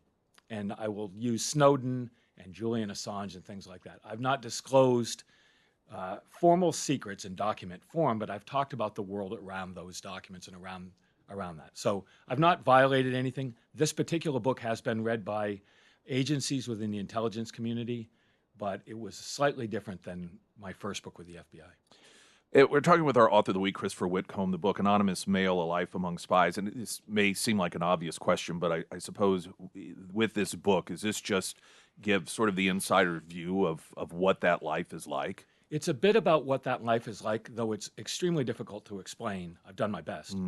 But it is more a path, I think. I think this is a human story that we all go. And everybody in life lives to the best of their experiences. And everybody suffers trauma. People go through various experiences It doesn't matter what they are. We're human beings. We process in a certain way.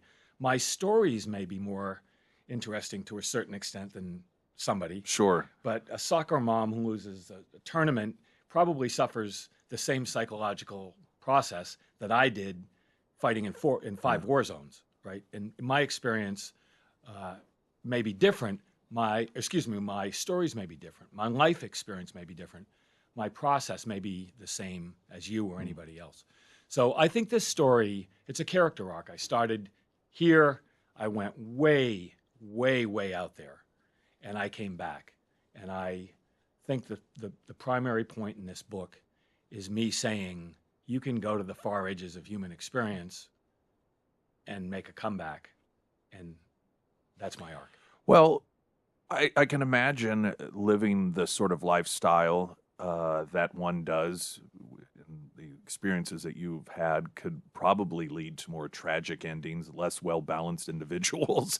But when you talk about coming back, that suggests to me that, perhaps you felt lost or unstable or, in a world of chaos. So I guess I'm asking, when you say it's possible to come back, what do you mean by that?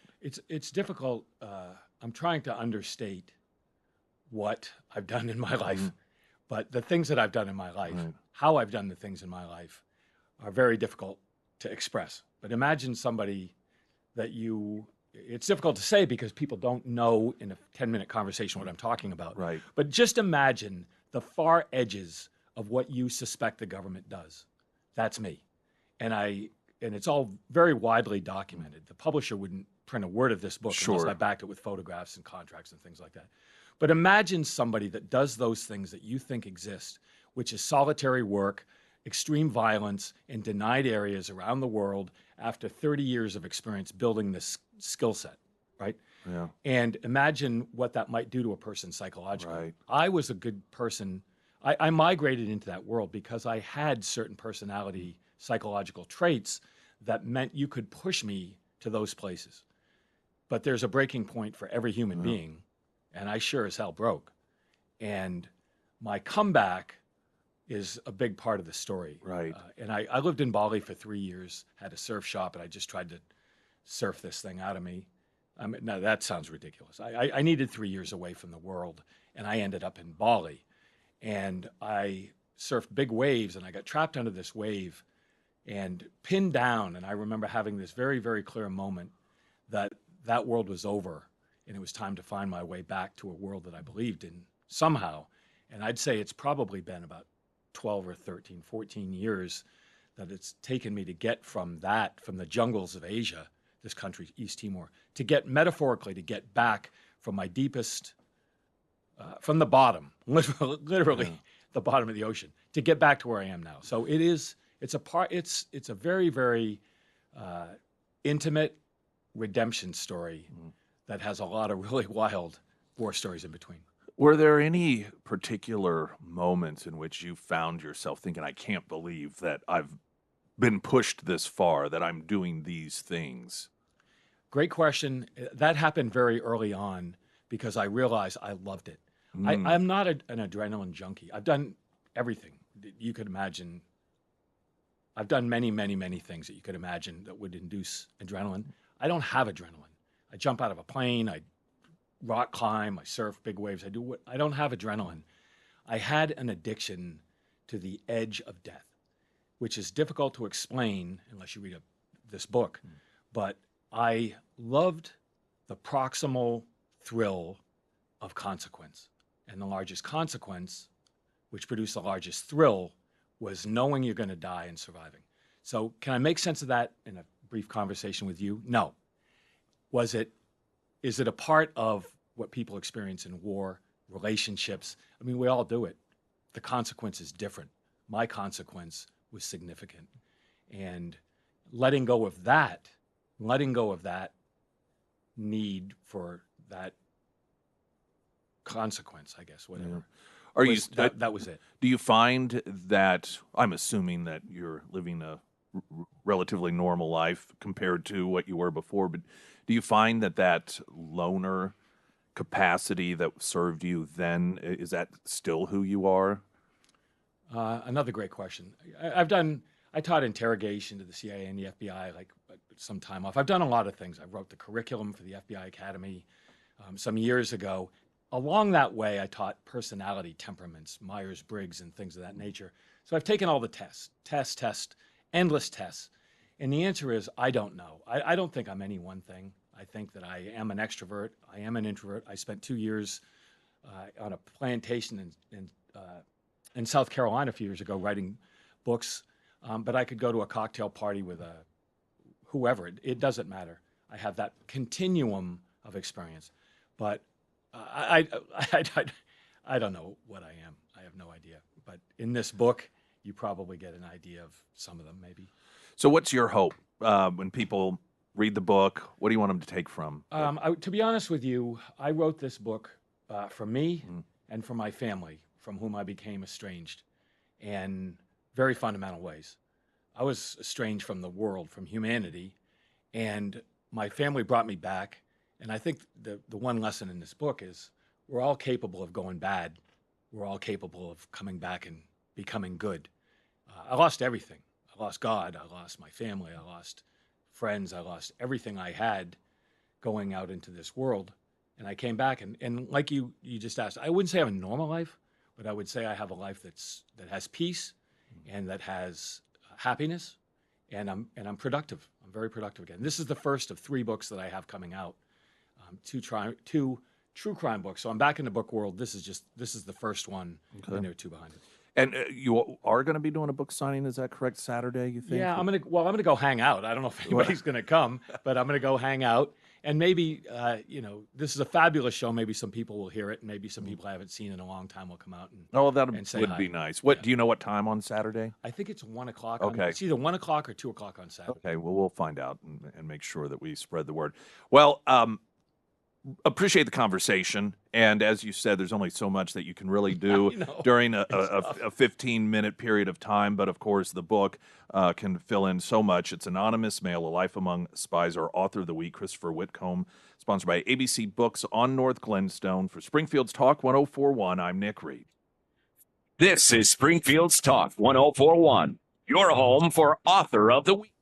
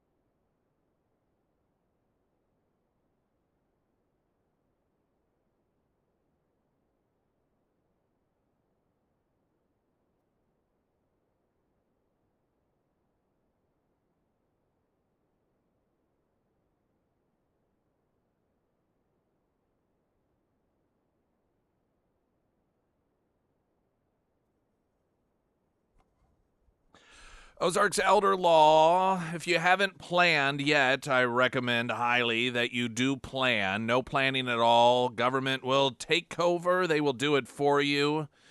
Make all those decisions, whether it's medical decisions or who gets that farm. Also, when it comes to maybe not quite there yet, but nursing homes, a lot of folks thinking, well, we got to sell the home. We got equity in the home or the farm, and that's how we're going to pay for it.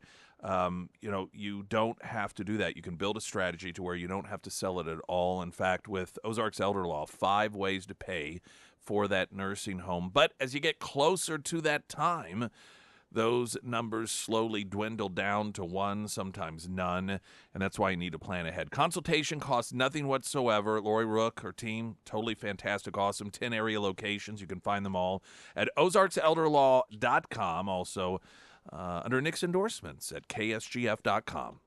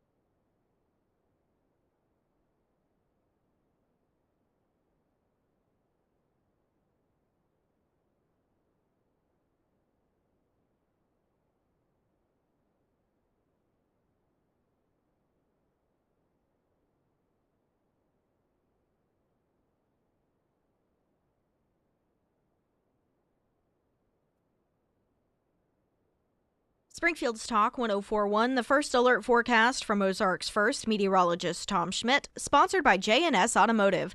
Today we'll see sunny skies with a high near 89. Tonight, mostly clear with a low around 63. For your Friday, Sunday, sunny with a high near 90, and Saturday, sunny and hot with a high near 92. And I want to welcome a friend of mine, many of you. She's a friend of many of yours as well. And some of you just know her from being on the show every so often. Great Escapes in particular, Kim Wiegand. Hey, how are you? I'm doing good. Thank you Good. for Well, it's giving always me some time. so. Well, of course, you're one of the favorite guests. We get a tremendous amount of feedback, and for those that perhaps aren't familiar with you, we've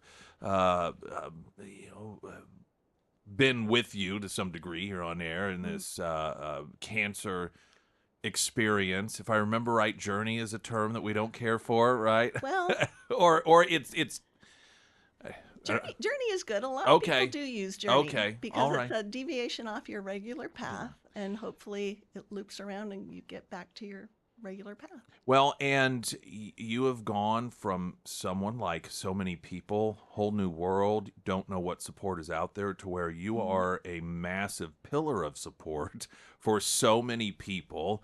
And I know there's an upcoming event that you are in charge of, want to talk on, and just the organization overall. We like to touch on this every so often. Will you pull your mic a little closer to you? Or I can just All right, yeah, move up. you're Yeah, perfect. there. That'll work. Okay. Yeah, so tell us about the organization, the upcoming event. Okay. Organization is GYNCA, Gynecologic Cancers Alliance. And this organization was founded 25 years ago by a woman who was diagnosed with ovarian cancer and realized in this community there was a serious lack of resources, education, emotional support, that sort of thing. She gathered with 6 other ladies who were going through the same sort of thing, and they started this 25 years ago. Their first fundraising was they'd meet and pass a hat, literally, around their circle of 7, and that was their funding initially. So here we are 25 years later, still providing education, resources, and support to local women and their caregivers. That's really important. Caregivers have been really under-resourced everywhere. And we're really trying to focus on pulling the caregivers into that that network, and providing them with support as well. Our event that's coming up is Teal in the Park up at Hammond's Field. September is Gynecologic Cancer Awareness Month, and Hammond Field has supported this mission and this event. It's a fundraiser. I mean, it's as all things that we try to do are. We have 300 seats, I think. They're selling for $10 a piece this year, which is a reduction in price. One of our survivors, one of our little fireball survivors, will be in treatment when she throws out the first pitch. We're hoping a lot of people can show up and just be really supportive of her. And you've thrown out the first pitch. 2 years ago, I did throw out the first pitch, and I still get reminded of that because I'm the one that pulled off my wig and showed off my bald little head. I've dared our survivor this year to do the same thing, but I don't think she will. So we're going to have a section of seats behind third base. The shady side of the field, I will point out, a very shady side of the field from big upside. Yeah, that's a big upside. Our survivors will be wearing teal. If you see one, say hi, say congratulations. A pat on the back is always welcome. We'll walk out on the field, coming in at the first base, outfield, right field, outfield area. We call it a parade of survivors. And we'll go to home plate, rally around our first pitch lady. She'll throw out the first pitch. And then we'll hike on over to our seats. This event provides, here's a rundown of what it provides. Gas cards. When you have to go to radiation 5 days a week, Monday through Friday, for 4 or 5 weeks, that adds up. There's ladies who their mortgage payment is paid, their rent, their utilities, keep their lights on. Well, I could say as you list these, I think until you or someone you know goes through it, anytime you hear a fundraiser, you think, well, it's probably for research and treatment. You don't even begin to recognize or understand all of these sort of peripheral things that are financial burdens in so many different areas that can be helped, like the gas cards and the mortgage payments, electric payments, and so I just think that's a really important thing for people to recognize, because I don't know, I hadn't thought about it until you had, first time you brought that to light for us. My whole first year of treatment, I didn't even know Yeah. this organization existed, and I can tell you firsthand the difference between having no more emotional resource sort of support and then having it when the cancer moved into my lung. It's like night and day. I don't even have the words to describe what it's like being able to sit with other ladies going through the same thing. And we just tell each other, yeah, I know, I get it. I know how you feel. And that's tremendous. I also recall bouncing around a little bit here with Kim Wiegand, that one of the things that I guess it surprised me is that organizations like this and that help is there, it exists. But at the time anyway, and I don't know if this has changed, like in my mind, I thought, oh, if somebody ends up with cancer and there's some sort of support group, that's information you're going to be provided by the doctor, by the hospital, and that doesn't really happen. A lot of times it doesn't. In my case, it didn't, and I don't know why. I don't care why, but it gives me a unique perspective in that I can sincerely say, support matters. It really. I believe health-wise, it changed my outcome. Just having people to talk to and knowing I wasn't alone. Knowing that when I woke up in the middle of the night with these really ridiculous thoughts, that it's normal. It's normal at that point in life. So now I'm just super motivated. I don't want anybody not to know. And another thing, this organization targets gynecologic cancer, but we have resources for men that have colon cancer, women that have breast cancer. The Shelley Sachs Wig Room is in the building where Gynca is located. We do wig fittings and supply wigs and wig supplies for women with any kind of cancer. So we have resources for worldwide support networks, for other local resources, and for people with all types of cancer. It's kind of one-stop support shopping. Just take a quick break and we'll continue on here with Kim Okay. Wiegand this morning. Pyramid Roofing Company, text line 417-447 KSGF. I'm Nick Reed.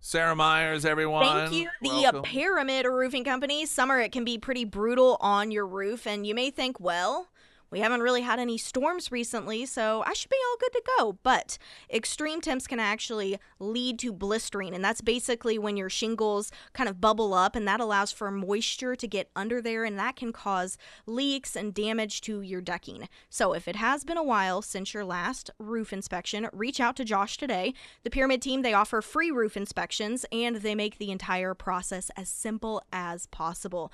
They will be straightforward with you.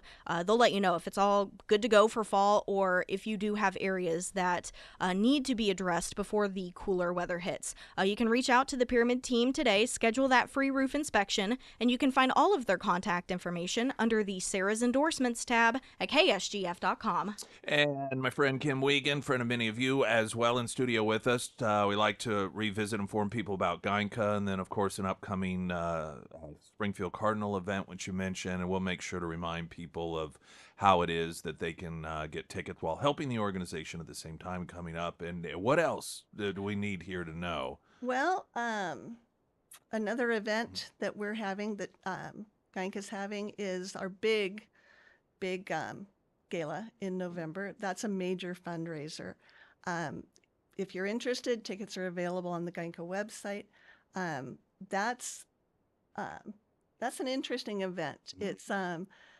It's our big donors that come. Okay. There's a silent auction, a live auction. If you're interested in attending an auction for a side of beef, that's your place to go. But that's where the money for the gas cards. Okay. Another example, this month, Gynka helped a lady. Their only form of transportation was a van. We know what this weather's been like. The air conditioning went out. Oh, and they goodness. were coming from Arkansas for treatment back and forth. They now have air conditioning. And when you're sick and driving a long distance, chemo's raging around in your body, air conditioning is a big deal. Groceries, non-covered medical expenses. There's a lot of disposable products that are necessary during treatment. We have a room with all kinds of products.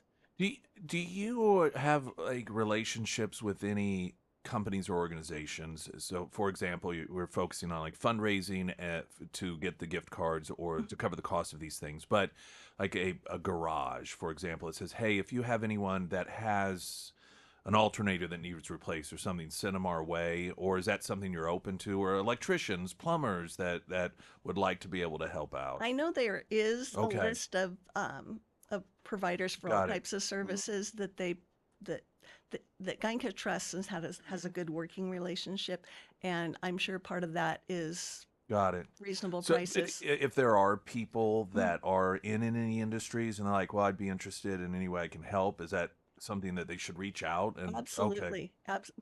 We'll be more than happy to talk Mm. to them, and if we can work out a relationship for Okay. our ladies, absolutely. Absolutely.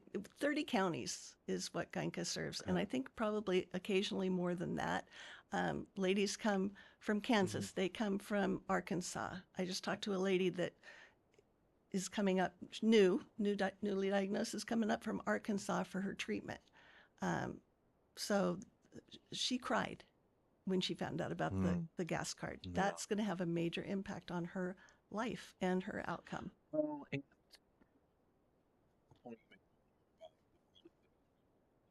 network have. I would imagine that in addition to the emotional impact of, oh, this is financial help, it's the fact that somebody is there. Somebody's there. Yeah, absolutely. And knowing that probably is impactful as well. Yeah, like I mentioned, the support groups, the one support group that we can refer any cancer patient to, worldwide, and it's a mentor-mentee sort of a network. Having come through all this, you want to give back. That's why I do this. That's why I come and visit you. I'm grateful for the opportunity. My husband's on the board of directors of Gynca. I'm working in the office now. It's as valuable to me to have the opportunity to give back for the next ladies that are coming into the system. I had the opportunity recently to mentor 2 women. One was a lady in Louisiana, same type of cancer. We were matched up. Never met her in person, never saw her face, don't even know what she looks like. But she could call me in the middle of the night and cry for 10 minutes and say, okay, I'm done, and hang up and go back to bed. She passed recently, but I did her some good, and she did me some good. She really, really helped me as much as I helped her. That's the network. It doesn't have to be right here. If you're a lady in Arkansas or in Kansas, we can talk to you. We can still help you. I just think back to when your world changed that day you learned, and I think that day you saw my wife, and she called and told me, and just from that day to today, and just your personal experience, but if we had known then everything that you would be doing today, it's just an amazing thing to think about in retrospect. For me, it is anyhow. Yeah. Actually, that was the day I was diagnosed. We ran into your wife, and we were still processing. Well, I guess, absolutely. In the last minute here, anything else that people need to know? So, if they are the tickets for the game, is there a great place to get those? The website for Gynca is gynca.org. And we've asked Sarah to post the flyer. Teal in the Park is what the event is called. Teal is the gynecologic cancer color. So that's what this event is called. The Cardinals are also donating player jerseys. Oh, nice. That will be silent auctioned. The players will be wearing them, so they will be a little bit dusty, a little bit sweaty, but apparently that increases the value. Well, yeah, of course, according to what I've heard. Please support that if you're there. And remember, you don't have to know somebody right now that's currently experiencing cancer. Come, buy tickets, buy hot dogs, bid on the jerseys in memory of someone. That's just as important. It's just as important to pay it back to the ladies that are just now coming in as it is to pay it forward. That's all I got. All right. Well, as always, it's great to have you on the show. Thank you. And love you guys. And then if we don't talk to you before, then I know you and or Joe, hopefully both of you, people will get to hear you when we're in Cancun on the Great Escape in November. Yeah, thank you very much. All right. Actually, 3 trips ago, I had cancer and didn't know it. Oh. Yeah. It's something else. Carry it with you for a little while.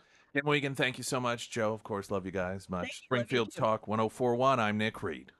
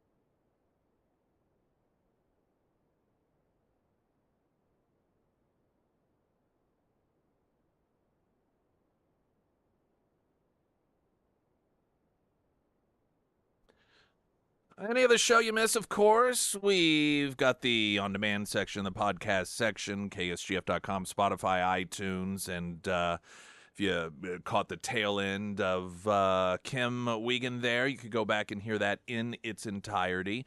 And want to remind you that she won't be with us tomorrow at Scramblers, but Emily Johnson, House Theory Realty, as always, that is a big thing. Home buying, home selling, and for a lot of people in the industry, it's sort of a side gig, if you will.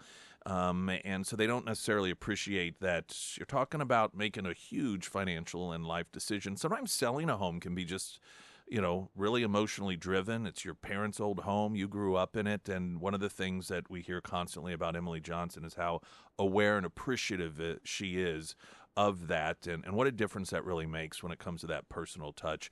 And she's totally awesome. You can read reviews about her online, and of course, take my word for it as well. Emily Johnson, House Theory Realty. See you at Scramblers tomorrow. Glenn Beck's next. I'm Nick Reed.